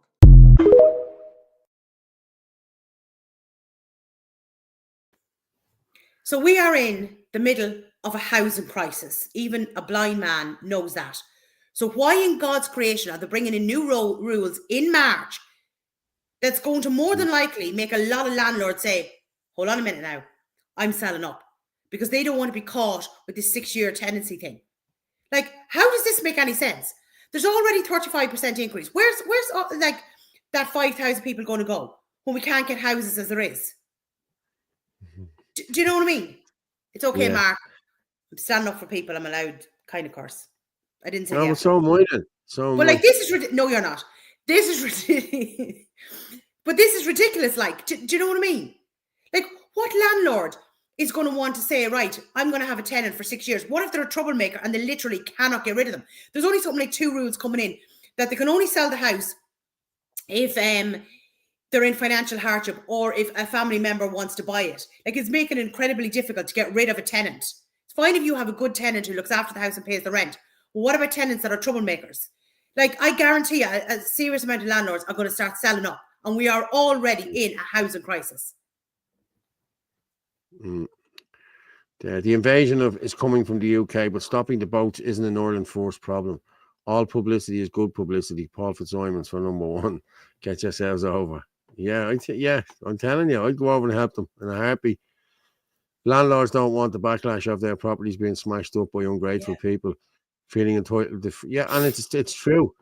Like, I know people that have had houses and they got them back in bits when they got them back, you Yeah, know. I And know, yeah. these dirty bastards to be shitting on the floors and in the baths and everything, you know, it's not on, like, you know what I mean?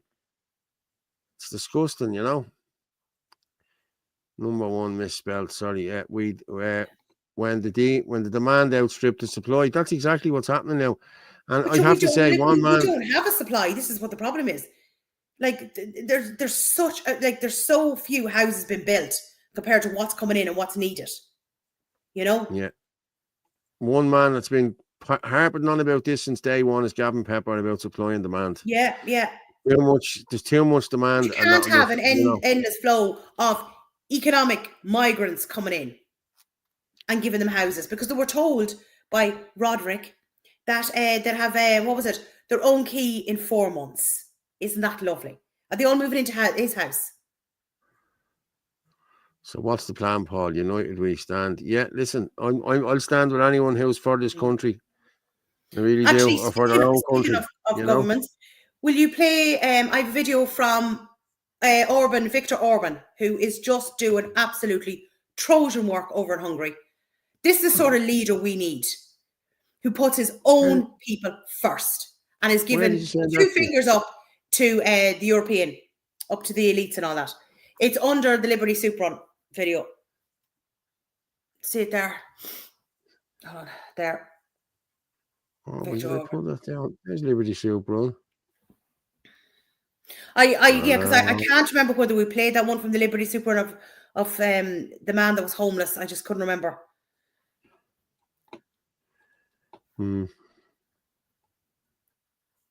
Let's play Victor and we'll come back and talk about it. He's great. He's brilliant. He is, yeah. He's doing Trojan work. Him and the ones from Poland. Yeah. And Christine Anderson. Yeah. I'll make that bigger. Emelkedő nagy ügyben van több apró mellett jelentős magyar ellenállás ma az európai politikában. Az egyik a háború, a másik a migráció. A migráció egy régebbi ügy, a háború egy újabb ügy. Most, amikor arra a kérdésre keresem a választ, hogy lehet kimaradni a háborús nyomásból, vagy a háborús részvételből, akkor arra azt a választ adom, hogy pontosan úgy kell csinálni, mert a politika tapasztalati műfaj, ahogyan kimaradtunk a migrációból is.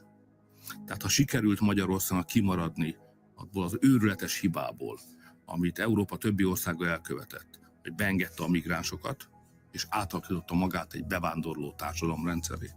Ha abból ki tudtunk maradni, na ugyanez a fifika, képesség, erő kell ahhoz is, hogy kimaradjunk a háborúból.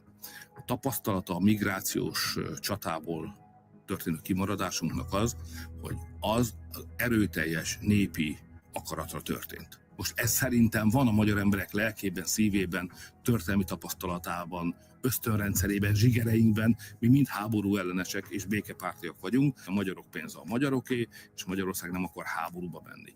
Se katonákat nem akar küldeni, se fegyvereket, se a pénzét nem akarja ott elégetni. Tehát ez a nagy, egységes nemzeti kiállás segíti a vezetőinket abban, hogy Brüsszelben a diplomáciai tárgyalóasztalnál kívül tudjanak maradni, kívül tudják tartani Magyarországot a háború.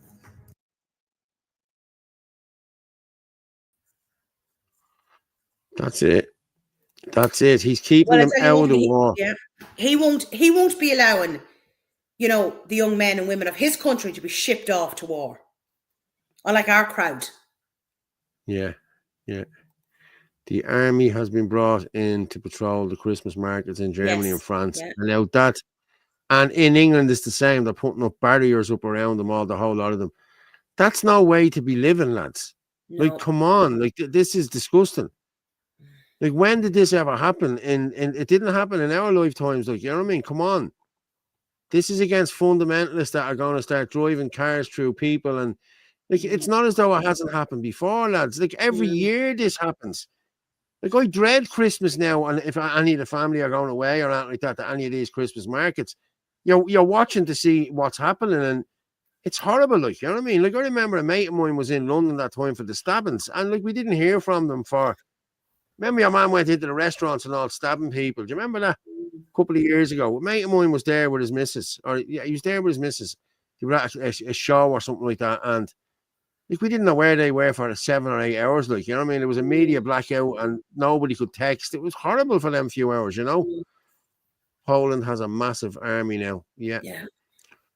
But Poland shouldn't have let them mess with the Minsk Treaty, like moving NATO nearer and nearer to Russia. Like, that's the problem here.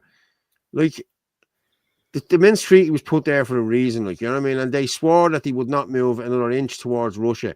And now that everyone has joined NATO, they can put NATO bases in Finland and Poland and the whole lot, you know what I mean? So, listen, I think Putin is quite within his rights to do what he did. I'm sorry if people don't agree with me, but like, this war didn't start in 2022. Like, America took over Ukraine in 2014 in a coup. We know that. That's fact. We have the documents. We have the evidence of that, of what happens, you know? So, absolutely, Zerovsky still is still new, easily cancelled. The huge room of foreigners is taken from an Irish youngster. Yeah, they played a large part in this agenda that has stripped Europe. They did. Joan Flynn, him and Putin and Lavrov are the only ones standing up to them, others in the EU. I say when he was over there, Trump put him straight on Ukraine. Yeah, of course he did. You know what I mean? He's an actor. He's not a... Look at the way he was going. And them gobshites in the doll falling all over him. Like, you know what I mean? And, you know, come on. It's like whole generations with amnesia. You're right, Eddie. It is, yeah. Like, people forget what our people fought for and everything else, you know?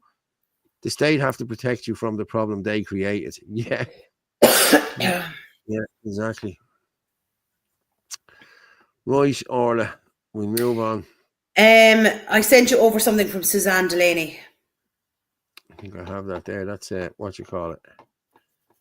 Let me just drop Victor down there. Get rid of that. Get rid of that. Yeah, it's a Twitter thing, isn't it? Yeah. Yeah, let me just see where that is. Suzanne Delaney. Yeah, she's great. Yeah. So, Suzanne Delaney. Yes, I have it here. Oh, was this the one from Finbar Markey? Video. No, it's serial. Yeah, well, it's serial attacker, 64 migrant Dublin zone. I think she sent it on to me yesterday. Oh, I have that here. Sorry, yeah, that's a different one. I have the other one there as well, the Finbar Markey. Yeah, because I think she sent it. Yeah, she sent it on to me yesterday. Yeah. Okay, I'm going to share this and then I'll read it from the side because it's on the side. Okay. Serial attacker in 64% migrant Dublin zone. A woman in Mountjoy Square was grabbed and raped in a random attack, except there's nothing random about it, in broad daylight in September 2025. A man tried to kidnap a Romanian woman in the same place. Are these cases connected? Anything is possible. But more likely, the reality is there's a growing number of predators amongst us, undeterred by threat of consequences, which appear to no longer exist in Ireland, unless you posted a disagreeable tweet. I agree with you, Suzanne. Anyone who has been in Dublin 1 will know how almost apocalyptic it has become, night or day, of the living dead, illegal male migrants comes to mind. Officially, 64% of this once quintessentially working class Irish is non-national. RTE has tried to argue that this is a good thing, employing natives cause the problems. Not far from Mountjoy Square in Dorset Street is population 7% Irish. If you visit, be prepared. Whatever romantic, nostalgic notions you had about this part of Dublin, I used to have many as well. I used to be there. I used to remember it. Will be obliterated as you stumble through a strange vista of dodgy-looking halal restaurants that seem to avoid food safety inspections, or a sea of male faces that look at you like you're the foreigner. Around late summer, I'm reliably informed 2 bin men reversed down a lane in Parnell Street. They happened to be sexually assaulted by 2 foreign males. They intervened and the foreign lady ran off terrified. Damage done. Just like the damage that was done to those 3 5-year-olds stabbed with a 13-inch kitchen knife as they left school in the same area 2 years ago. The media tried to say the Algerian migrant suspect was Irish. All of this was entirely preventable. Stranger attacks Used to be rare, but are on the increase. Ireland is like the new Sweden, ruined and dangerous. We live in justifiable fear and carry a weapon. But just we shall be punished we'll be punished if caught, if you're caught with a weapon. Yeah. As part of life for many. Our government refuses to release compiled data on sexual crime by ethnicity or nationality. My Freedom of Information request was refused, which tells us all we need to know. And if it doesn't, then we only need to look to other nations to find out the factual truth.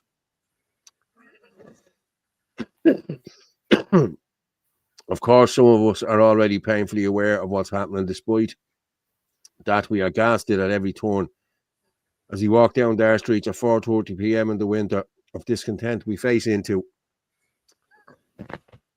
I once had a vulnerable family member living in Mount Joy Street. I used to worry tremendously. They've since died, and then I read stories like this one's in this image. I almost feel strange relief that they are here no more, because whatever way the area was then, it has gone full metal danger zone now, and I would have not had no control over protecting them. That's how bad it's gotten in Ireland. Some people are feeling relieved their loved ones aren't around to be threatened by what we live in now. Amidst what is unfolding, we have female politicians claiming to care about rape victims, but they're embracing the violence of unvetted illegal males from incompatible cultures where women and girls are not respected. And whilst it's true most of them will not commit a sexual crime, there's a minority who will. And that causes us to feel wary of everyone. It's a lose-lose situation for Irish people and migrants. Plus, migrant females are also vulnerable. Not just the Irish predators don't discriminate, and they don't discard their predatory past when they arrive here. As for the government, well, they did this, but don't worry, because soon they can protect you with a digital ID, mass surveillance, track, trace, and all citizens.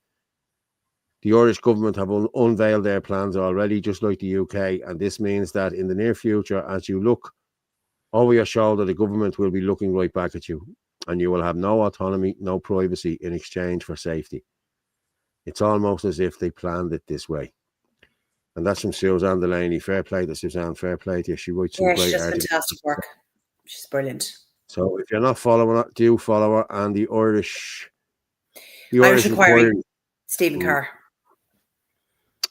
Ollie, you need to get yourself a bottle of Bronco Stop. Yeah, I have Expedex.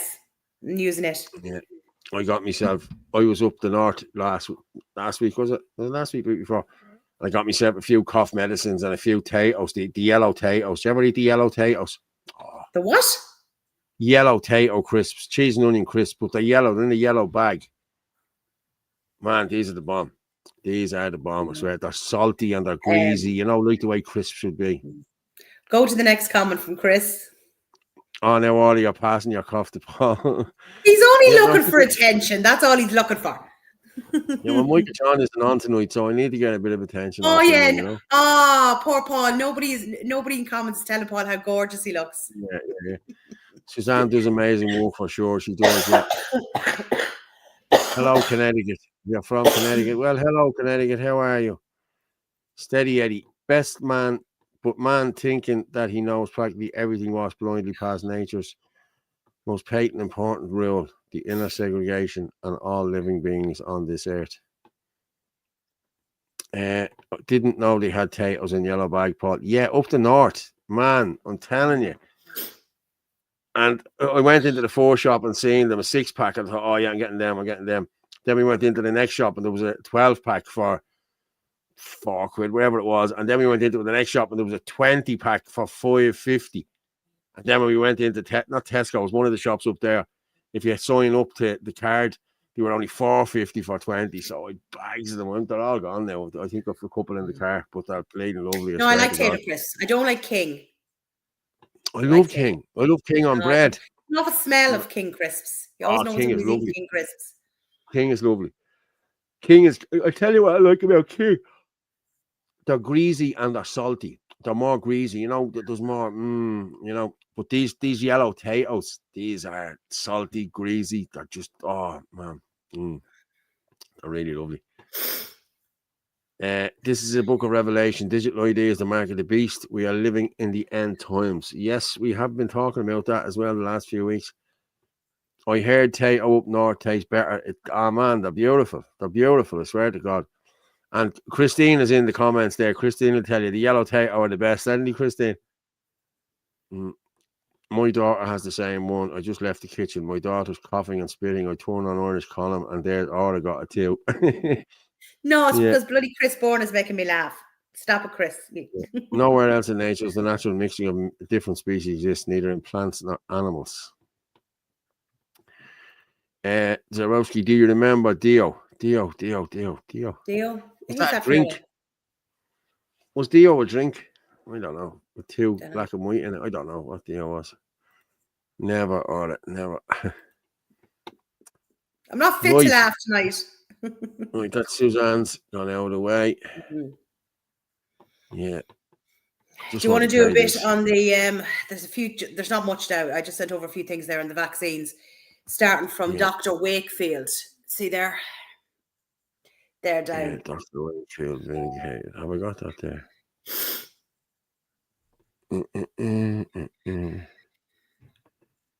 Did I not get pretty bleeding out all of these things? Hang on.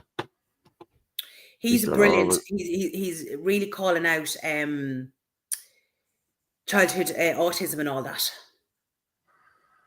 Dr. Wakefield. I thought I did. Dr. Wakefield vindicated. There he is there. Yeah, okay, I have it there. We'll play that. Yeah, we'll go through this now because you probably get kicked off now in a while after this. So, okay. The important thing to say, Nick, is that the parents were right and the doctors were wrong. The doctor said these children do not have bowel disease. This is just part of autism. And yes, they did. We scoped them, we biopsied them, we looked under the microscope at the biopsies. There was inflammation. We went much further than that. We characterized the nature of the inflammation, looked at the cell types in the inflammatory response. Is this Crohn's? Is this food allergy? Or is this something brand new? And to all the world, it was something brand new, a different pattern of inflammation to anything that had been seen before. So the parents were right, the doctors were wrong.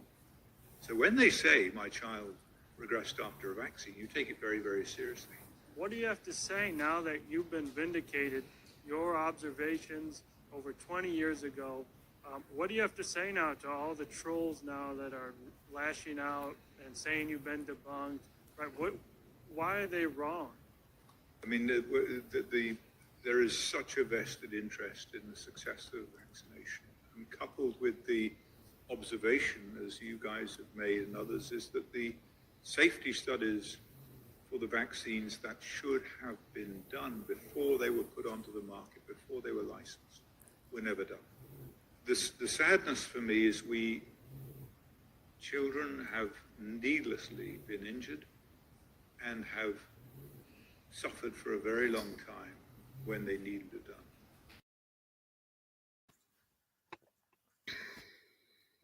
Wow. But should we know all this? But he's very good, and he has just been put through absolute hell for speaking out about it. Do you know what I mean? Ostracized. Someone said the volume was low. That's the actual video itself, mate. Yeah, the volume was low. I don't know why it was low. Right, I'm gonna just play this other one. Bottom of it anyway, so yeah. So I'm gonna play. This is him again. I love this guy. He's just brilliant. The Nicholas guy, is it? Yeah. But look at that. The US VAERS death reports, 19,355. Conservative underreporting factor, URF, 19,000 multiplied by 31 equals 600,000 US COVID-19 vaccine deaths. US war deaths, World War II, World War I, II, and Vietnam was a total of 580,000 US deaths. So, yeah, just play this now and we'll come back. We now know. We have conservative death estimates in the U.S. from these shots. It's about 500 to 600,000 American casualties conservatively. We know Pfizer alone's been linked to 470,000 American deaths just in the first year alone, based on an extrapolation from a study by the Florida Surgeon General. So these have caused more deaths, more American deaths than World War I, World War II, and Vietnam combined. So because this was a mass casualty event, and these injections also sterilize, they are sterilization injections. They wipe out over 60% of women's non-renewable egg supply and reduce conception success by 33%. And those were 2 studies that came out this year. So they are making it so you're not able to have children, and they're killing people off. And they're still there. They're still pushing them. So this appears to be intentional population reduction operation. And that's from the McCullough Foundation. But you think about it, right? That's just what is reported. The majority of side effects are not reported. Have you? Okay, I'm going to go with this one as well. These numbers more than likely are 10, 20, 30, 40, 50 times higher than what they actually are, because they're just going by what's reported. I remember Andrew coming out about autism. My nephew looks fit and regressed after his MMR. At the time, we thought my sister was exaggerating, but looking back now, she was truly right. Yeah. He is now in his 40s, non-verbal, over 6 feet tall. Yeah. It's just so sad. I had a friend of mine only a few months ago tell me that when she held her granddaughter, when they gave her the vaccine, her eyes rolled in her head, the babies, and she went limp for a few minutes, and then she sort of came over, and she said she knew. Now, that child is non-verbal. She's gorgeous little kid, like, you know what I mean? But she's on the spectrum, like, you know what I mean? But she reckons that that's what it was. It was definitely the vaccine. I worked with a girl in Xerox years ago, and she used to be talking about it, and the others would be going, she's a crank, she's a this, she's a that. I never really paid much attention to it. Like, I listened to her story and I heard her story, but I didn't really think about it, you know? And it's only now I'm thinking, like, this is, a mother knows when the child is not right, you know what I mean? Oh, yeah, of course they do. Yeah. And somebody was saying there in the comments that they're still getting 50 euros. For the COVID shots, they were getting 60 euros. No wonder they were trying to ram them in through the door as quickly as possible. I mean, your leg could be hanging off and the doctor say, oh, there's no appointment for 3 weeks. But I guarantee if you said you wanted the COVID shot, you beat him in the next 5 minutes. Yeah. Like a friend of mine died. I was at his funeral yesterday. And so sad. Like, today would have been 5 weeks since he got diagnosed with cancer. He brought him in, he pains in his back and the whole lot, and pains in his legs, and they diagnosed him with the cancer 5 weeks today, and he was buried yesterday. Yeah. Like, come on, lads, you know what I mean? Like, this is way too quick. This is just like, and they're trying to pawn her off, saying that, listen, this is because the cancer, they never seen it in time, and there was loads of things during COVID people didn't. That's all bullshit. It's bullshit, and it's not working anymore. Using that excuse. Yeah, it's disgusting. Like, you know what I mean? It really is. The amount of young people in the world with chronic heart attacks, clots, cancer, people just getting diagnosed and then weeks later dead. That's exactly what I just said. The vaccine also affects your mental health. I have Dr. Campbell here now. I've Dr. Campbell here now just talking about cancer in kids. Okay. This is new. Something new is happening. Is also seeing it in 40 to 45-year-olds. And this has been described as a non-infectious pandemic of cancers. So we've had a pandemic of an infectious disease. Now we seem to be getting a pandemic of non-infectious disease. Cancer is usually a non-infectious disease. Colleagues of Dr. Sung Song have seen colon cancer, and again, colon cancer, again, associated with older age groups. Now, we do get colon cancer sometimes as a result of genetic abnormality in people in their 30s, 40s, even 20s, tragically. It does happen. But typically that's due to some specific genetic abnormality. Colleagues of Dr. Sung Song are seeing cancers in 8, 10, and 11-year-olds. Again, this is just unheard of. 8, 10, and 11-year-old children developing colon cancer. They're seeing a lot of women in their 30s and 40s with ovarian cancers. Like, the cancers are gone through the roof. Like it really has. Like it's like I'm at getting word of four people in the last 5 weeks, and one of them has died. It's a WEF plan. Fionnuala made a good comment there. Sorry to hear that. Shocking. Yeah. Yeah. Don't forget the doctor or the nurses were too busy dancing and singing and doing TikTok videos in the wards. Zero respect for all those doctors and nurses witnessing this tsunami of deaths and staying silent. Yeah. Jesus, but they Paul, need to be speaking out. Shocking. Do you know, more of them need to be speaking out. They have to see what's going on. Yeah. Do you know? I'm gonna be honest. I got into trouble during COVID because I was saying the hospitals weren't busy and this, that, and the other, and you weren't. Not a relation point. Yeah, but like there was a nurse in her side of the family, and she was saying, "No, you're wrong, Paul. We're running off our feet, and we're this and we're that." And I said, "You aren't." I said, "I know for a fact you aren't, especially in the hospital you're in." And then it was just turned on me then that I was, I was an anti-vaxxer and I was this and I was upsetting her now and this, that, and the other. Like, I'm sorry for upsetting you, but like the truth is the truth. You can't hide it. Does anyone remember? Because I remember featuring it on my Facebook page, right? And because I was trying to call out what was going on at the time. And RTE had done this clip, right? And I'll never forget it. And this nurse was given an interview and she was in a ward. And behind her in the beds were dummies. Dummies.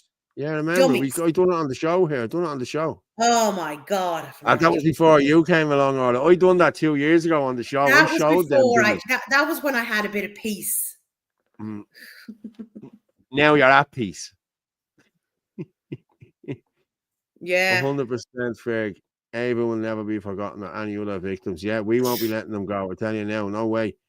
Yeah. Accountability. That's Ava, accountability. Roy Butler and all the others. Yeah. Eddie, he stopped as soon as he found out. Yeah. What we're going to say to me there. So there's Marcus de Bruin.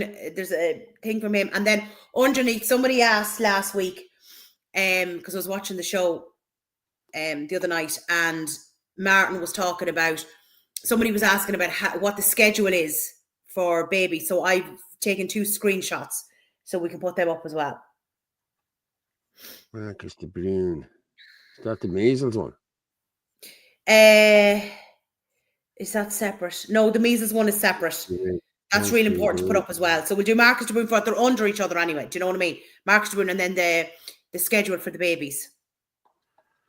Yeah.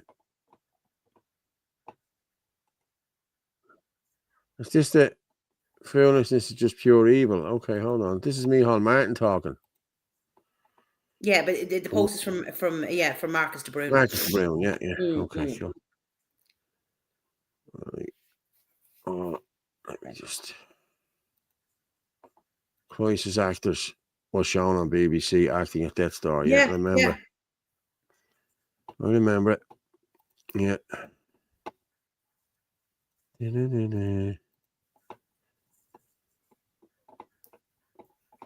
Ireland's economy is one of the fastest growing economies globally. The stewardship of this economy has been good by this government and by the last government.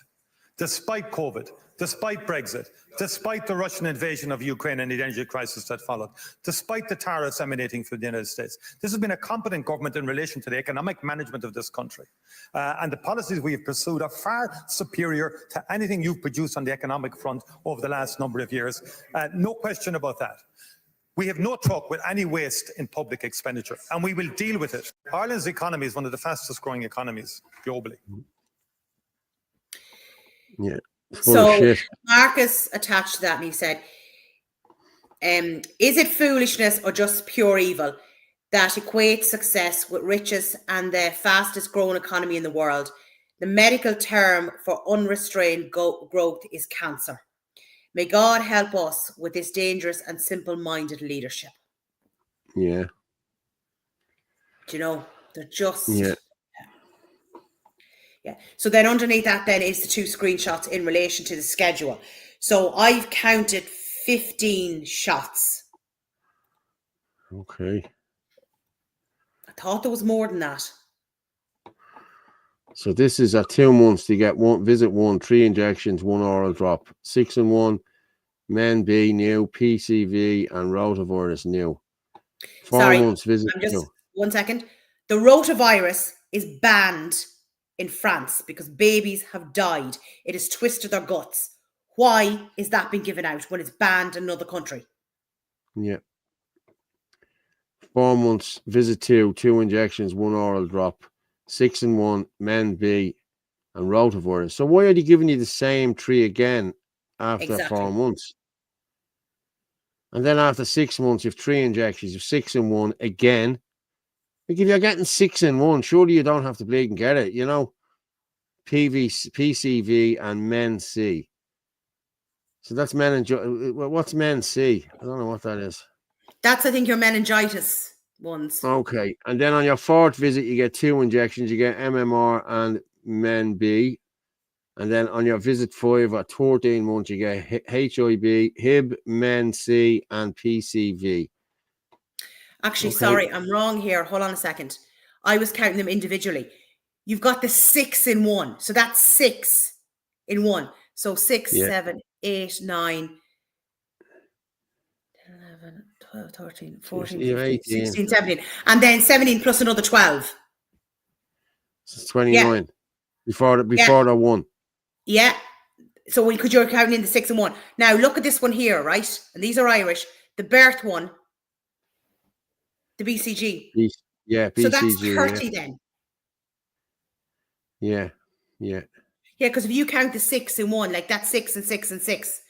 Actually, the MMR is 3. Yeah. In 1. Sweet divine Jesus. Pneumococcal conjugate. Meningococcal C. Influenza, HIB, Haemophilus influenza B. So they're giving them flu jabs as well. But that's not the ones like where they're trying to give them the COVID shots as well. Do you know? Like why do we have diphtheria? We're not third world country. Do you know? Why are they giving hepatitis where it's a baby? That's only for people who are, involved in drugs or prostitution. Like this is absolutely ridiculous. Well, Hep B, and it's if the mother is a drug dealer, if the mother's a drug user. And this has been given to all babies. Yeah. And it's a one size fits all. You know what I mean? Like some babies are bigger babies than other babies, you know, the sort of way. And it's the same one that goes into them. It's the same one's given. My son is 23 and I can't remember because I don't even know if I still have his record. But he got about 4 shots. That's all he got. Yeah. Look at that. Like, there's over 30 here now. Sure, in the States are 72. Yeah. Yeah. I think it's up to 91 now. The new to the parish. They're trying to give them chickenpox. Yeah. Do you know what I mean? Yeah. Like chickenpox. Where does chickenpox do any harm? All of us had chickenpox. Yeah. So I remember when the kids had it, we threw them all into a bat together, just 5 or 6 of them, and just we all caught it together. Yeah. Yeah. Yeah. Just the new to the parish didn't get it yet. They can bring in TB and the likes with them, send them home. Like TB is rampant in Ireland now at the minute. It's rampant in the UK as well. Like honestly, TB has gone through the roof here in this country. A 6 in 1 is all the Ireland Force members in a yellow tailor bag having an orgy for Chris Bourne. Okay. And a yellow tailor bag having an orgy for the okay, fair enough. Oxygen, oh wait, hold on. Oh. What? Somebody's in. Yeah. It's all right, they're grand. Don't worry about it. You won't get in anymore. Amish are the healthiest people on the planet. No vaccines, no autism, no allergies. Yes. Migrants carrying TB, and yes, they are. Yeah, looks like Herman's trying to attack me now. Fair play to you, Chris. Don't mind him. Sorry about that, mate. I thought it was you. That's what. I blocked it there. Chris now. Yeah. We'll just get rid of him. Yeah. Okay. Wear gloves if punching a migrant tomorrow. Don't worry. No, it's okay, mate. I have it sorted now. That's cool. HIV up 75%. They're showing HIV in ads on buses now. Yeah, Like but it's the norm. it's It's the more than norm. likely AIDS, which is a We vaccine know what it is. acquired We know immune what it deficiency is. syndrome. Vaccine induced. Yeah. Yeah. Thanks, Mo Carrot. No problem. Yeah. So if you put up now the measles, because I thought that was actually really interesting. What's the measles? Is it yeah, there's a measles one, and actually the HPV as well, right? Because I know it's 5 past now, so there's the measles, and then the HPV one's underneath it. Yeah, hang on. HPV. Okay, I'll pull these over here.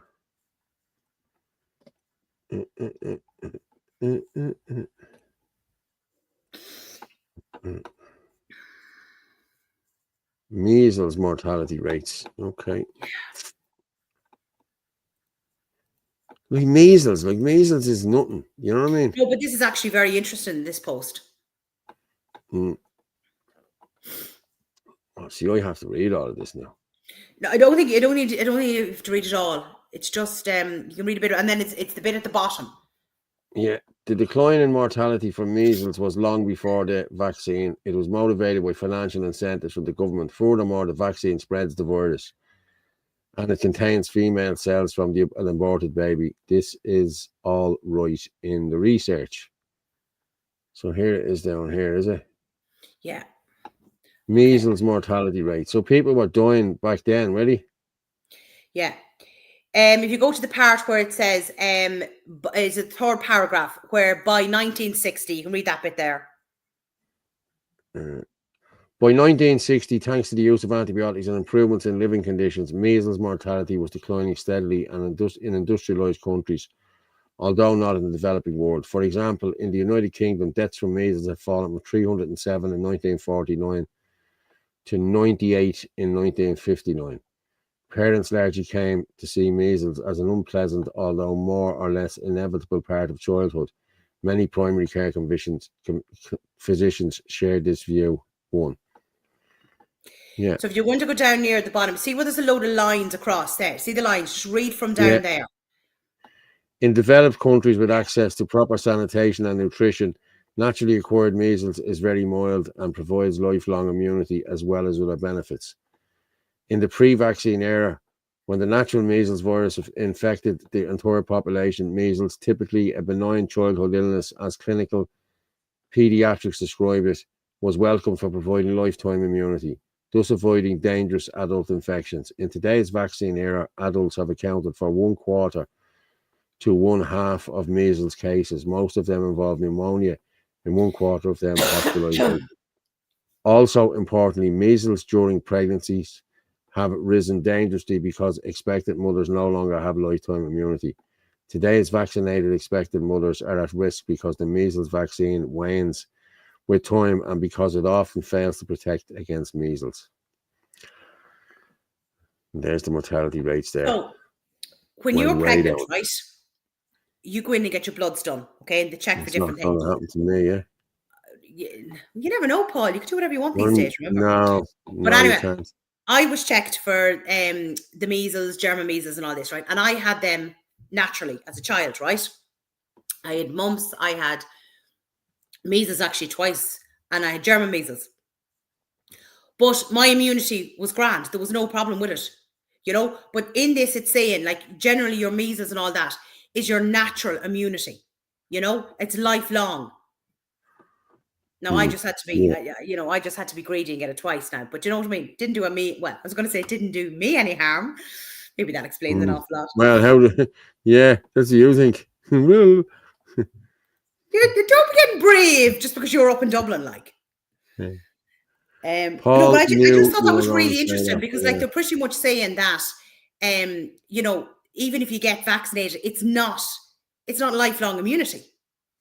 So that can cause problems during pregnancy. You know, so we had the TB hospitals out by City West, thousands. It was Peamount, I remember it because me nanny and granddad were in it years ago. Yeah. hundreds of thousands saved back then. Doctors cared for health. Yes, I remember it. I remember going out and visit me nanny and granddad out there. You used to have to get the stagecoach out there. It was that bleeding far to go. Yeah. Natural immunity is the best. But natural immunity is always the best, no matter what it is. Like, you know. Found a medical journal study on Dundalk. Irish babies, high ratio of babies born with Down syndrome. Yeah. Do you know about that now? Yeah, neither did I. When I was a kid, I hated the news as the Dukes of Hazzard was on. Same I would do today. I used to watch the Dukes of Hazzard as well Saturday evening. Yeah. Will you then do the last one then, which is the HPV? Because this is something we've spoken about already. This is why I wouldn't allow my daughter to get those shots. Or a shot, sorry. My daughter's at that age now, so yeah, they give it a first year in school. Well, she's not getting it. She didn't. No. She's not on the list. She didn't. I knew about this. I've done my research. Yeah. So there's the HPV. Well, this is interesting. Births to teenage mothers in Australia decreased by over 40% since the introduction of the HPV shots in 2007. Oh my God. 40%. But sure, we knew this. I already knew about this. Have birth rates to teenage mothers changed over time? Births to teenage mothers decreased by more than 40% between 2006 and 2017, from some 17.6 to 9.2 per 1,000 females aged 15 to 19. Wow, that is crazy. Look, the HPV vaccine was introduced in 2007. Yeah. And look at the downhill slope there for teenage mothers, births to teenage mothers. Because they're so far ahead of us. So what's going to happen over here? And why in God's creation are they giving that to boys? Well, I don't know. Do you know, like, it's just... Yes, it's brutal. Brutal. Yeah. Big Pharma is poisoning us. It's all about money. Race dominate. That's what it's all about, money. Fergus Power, good night and God bless. Take care of each other. Ferg, good night and God bless. We're going to finish up now ourselves, to be honest with you. Do you want to just play my 2 videos? Because I just want to make a couple of points and then we'll finish up. Yes. They're only short. I will indeed. 30 seconds. Yeah. This is Orla doing her thing. So I'm here in Kilkenny in Freshford. And a couple of people actually mentioned this lovely cafe behind me called The Loop. And they told me to pop in. So I did this morning for breakfast, and I have to say it was lovely. It was really nice, and the staff were very friendly as well. So it's great to actually go out and support small cafes like this in local towns and villages, as it's a nice change of scenery as well. So as I always say, please shop local, support small businesses, and shop Irish wherever possible. Thank you so much. Go on, Orla. So first thing there I wanted to say was somebody had mentioned it about this place. So I went out and I said, what's the breakfast like? Every video that I make, like I've gone in, I either know the place or I've tried the place or I know the owner or whatever, right?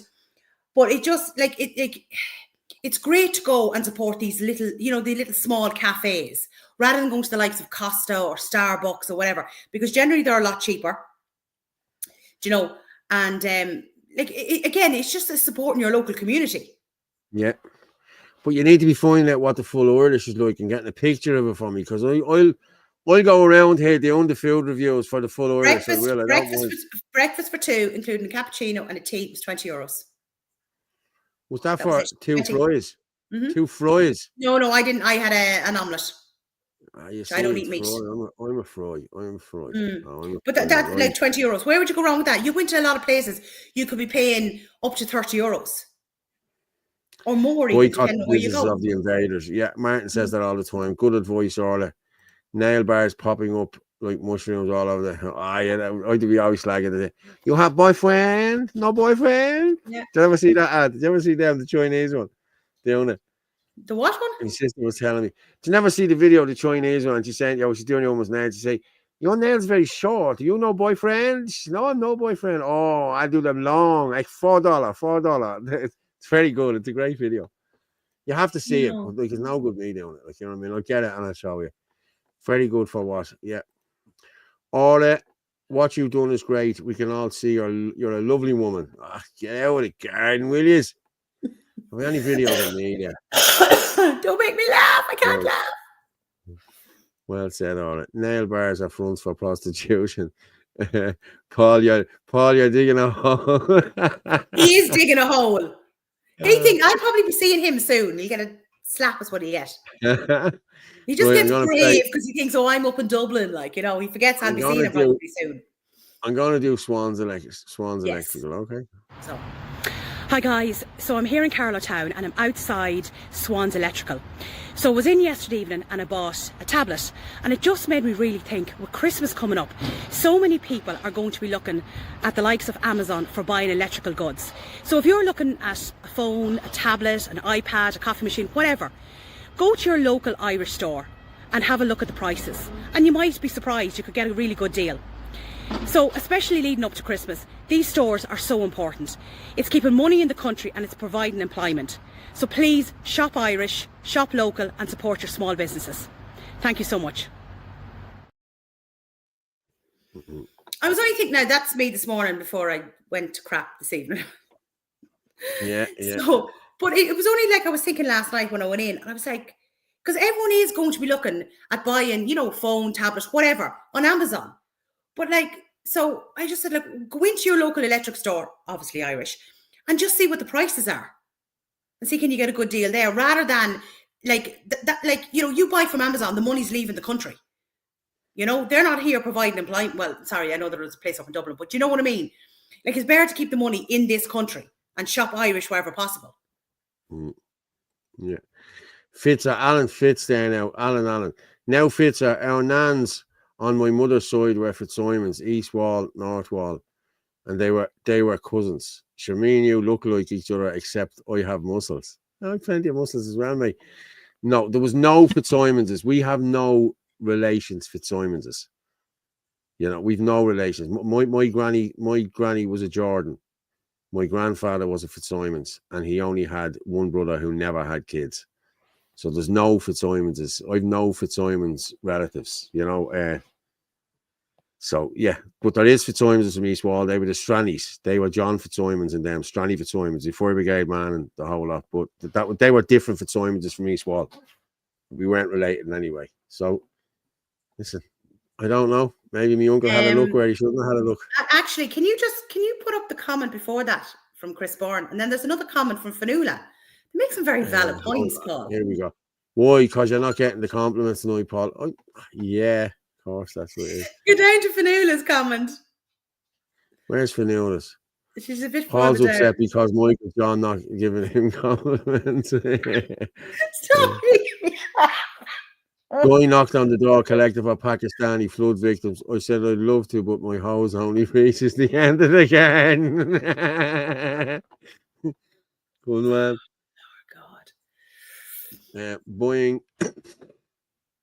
Buying online is killing the shops. Yeah, it is. Yeah. But like when I've gone into a lot of shops, right? I've said to them, "Are you online?" And I generally will highlight like these are online as well, you know, because there is a lot of Irish shops are online. For fuck's sake, Jordan Cabret. My Auntie Betty was a Jordan. Okay, well maybe we are. I don't know. We'll have to meet up and have a chat. I know someone who would be able to tell you the ins and outs of it. I have a cousin, Tracy and Yvonne. They know the ins and outs of the history of the family. Like, you know what I mean? They really do. So I'll talk to them about it, Alan. I mean, shall we meet up and have a gargle? We'll have a chat. We'll see. Many thanks, Paul and all. Good night, all. No need to worry about imaginary viruses or nukes. Another rabbit hole. Yeah, but I'm already down it. Yeah, but you know what? I think I'm just allergic to Paul. That's probably what's wrong with me tonight. No, you're not. Jeez, that's a terrible thing to say about me. I'm just getting you back. What was I going to put up there? I was going to talk. I don't know what I was going to put up there. Oh, yeah. I know what I was going to put up. I was putting up the Revolut there just before we finish up. How many have we had to hit? Jeez, it's lovely. Got to hitting 1,000. So 1,000, not bad for a Wednesday night. Thanks so much. You know, thanks everyone who watched and who contributed and who put in to buy us a coffee. So we do say we have great people who follow us. We do. And I just put it in there again there, the Stripe link there. Anyone wants it. And I'm gonna just share this one For anyone else who'd like to buy us a coffee to keep us going or whatever, you just hit the button there, you just beep, and that's it. In it jumps. You buy us a coffee, and the job is also. So, yeah. So I'm going to stop sharing that. Orla, thank you very much. We're down to, yeah, we're all right. Son of Era, he likes his grub. Yeah. Stay safe, Orla and Paul. Good night and God bless. Good night, son of Era. Take care. So, Paul, I'm in Ulster. I'm a dub. I have an apartment on Liffey. That's where my vote is. Oh, lovely, Alan. Fair play to you. I'll be getting your vote then. Fair play. Thanks, mate. I need to get out there and start talking to people because, to be honest with you, I don't know much of the constituency, but I will be going out talking to people. The only way you find out is if you talk to people and find out what they need and what they're looking for. Yeah, 100%. You two are great. Love to you all in the chat from Donegal. See you, Wednesday. Take care. Good night and God bless. The stream gets a lot of support. Nationalism is surging in Ireland compared to England. Bearing in mind your population is only 12 million. Yeah, thanks very much for that. All right, I'm going to drop you down and thank you so much for being here tonight. Thank you. I'll talk to you in a few minutes. Good night. Bye.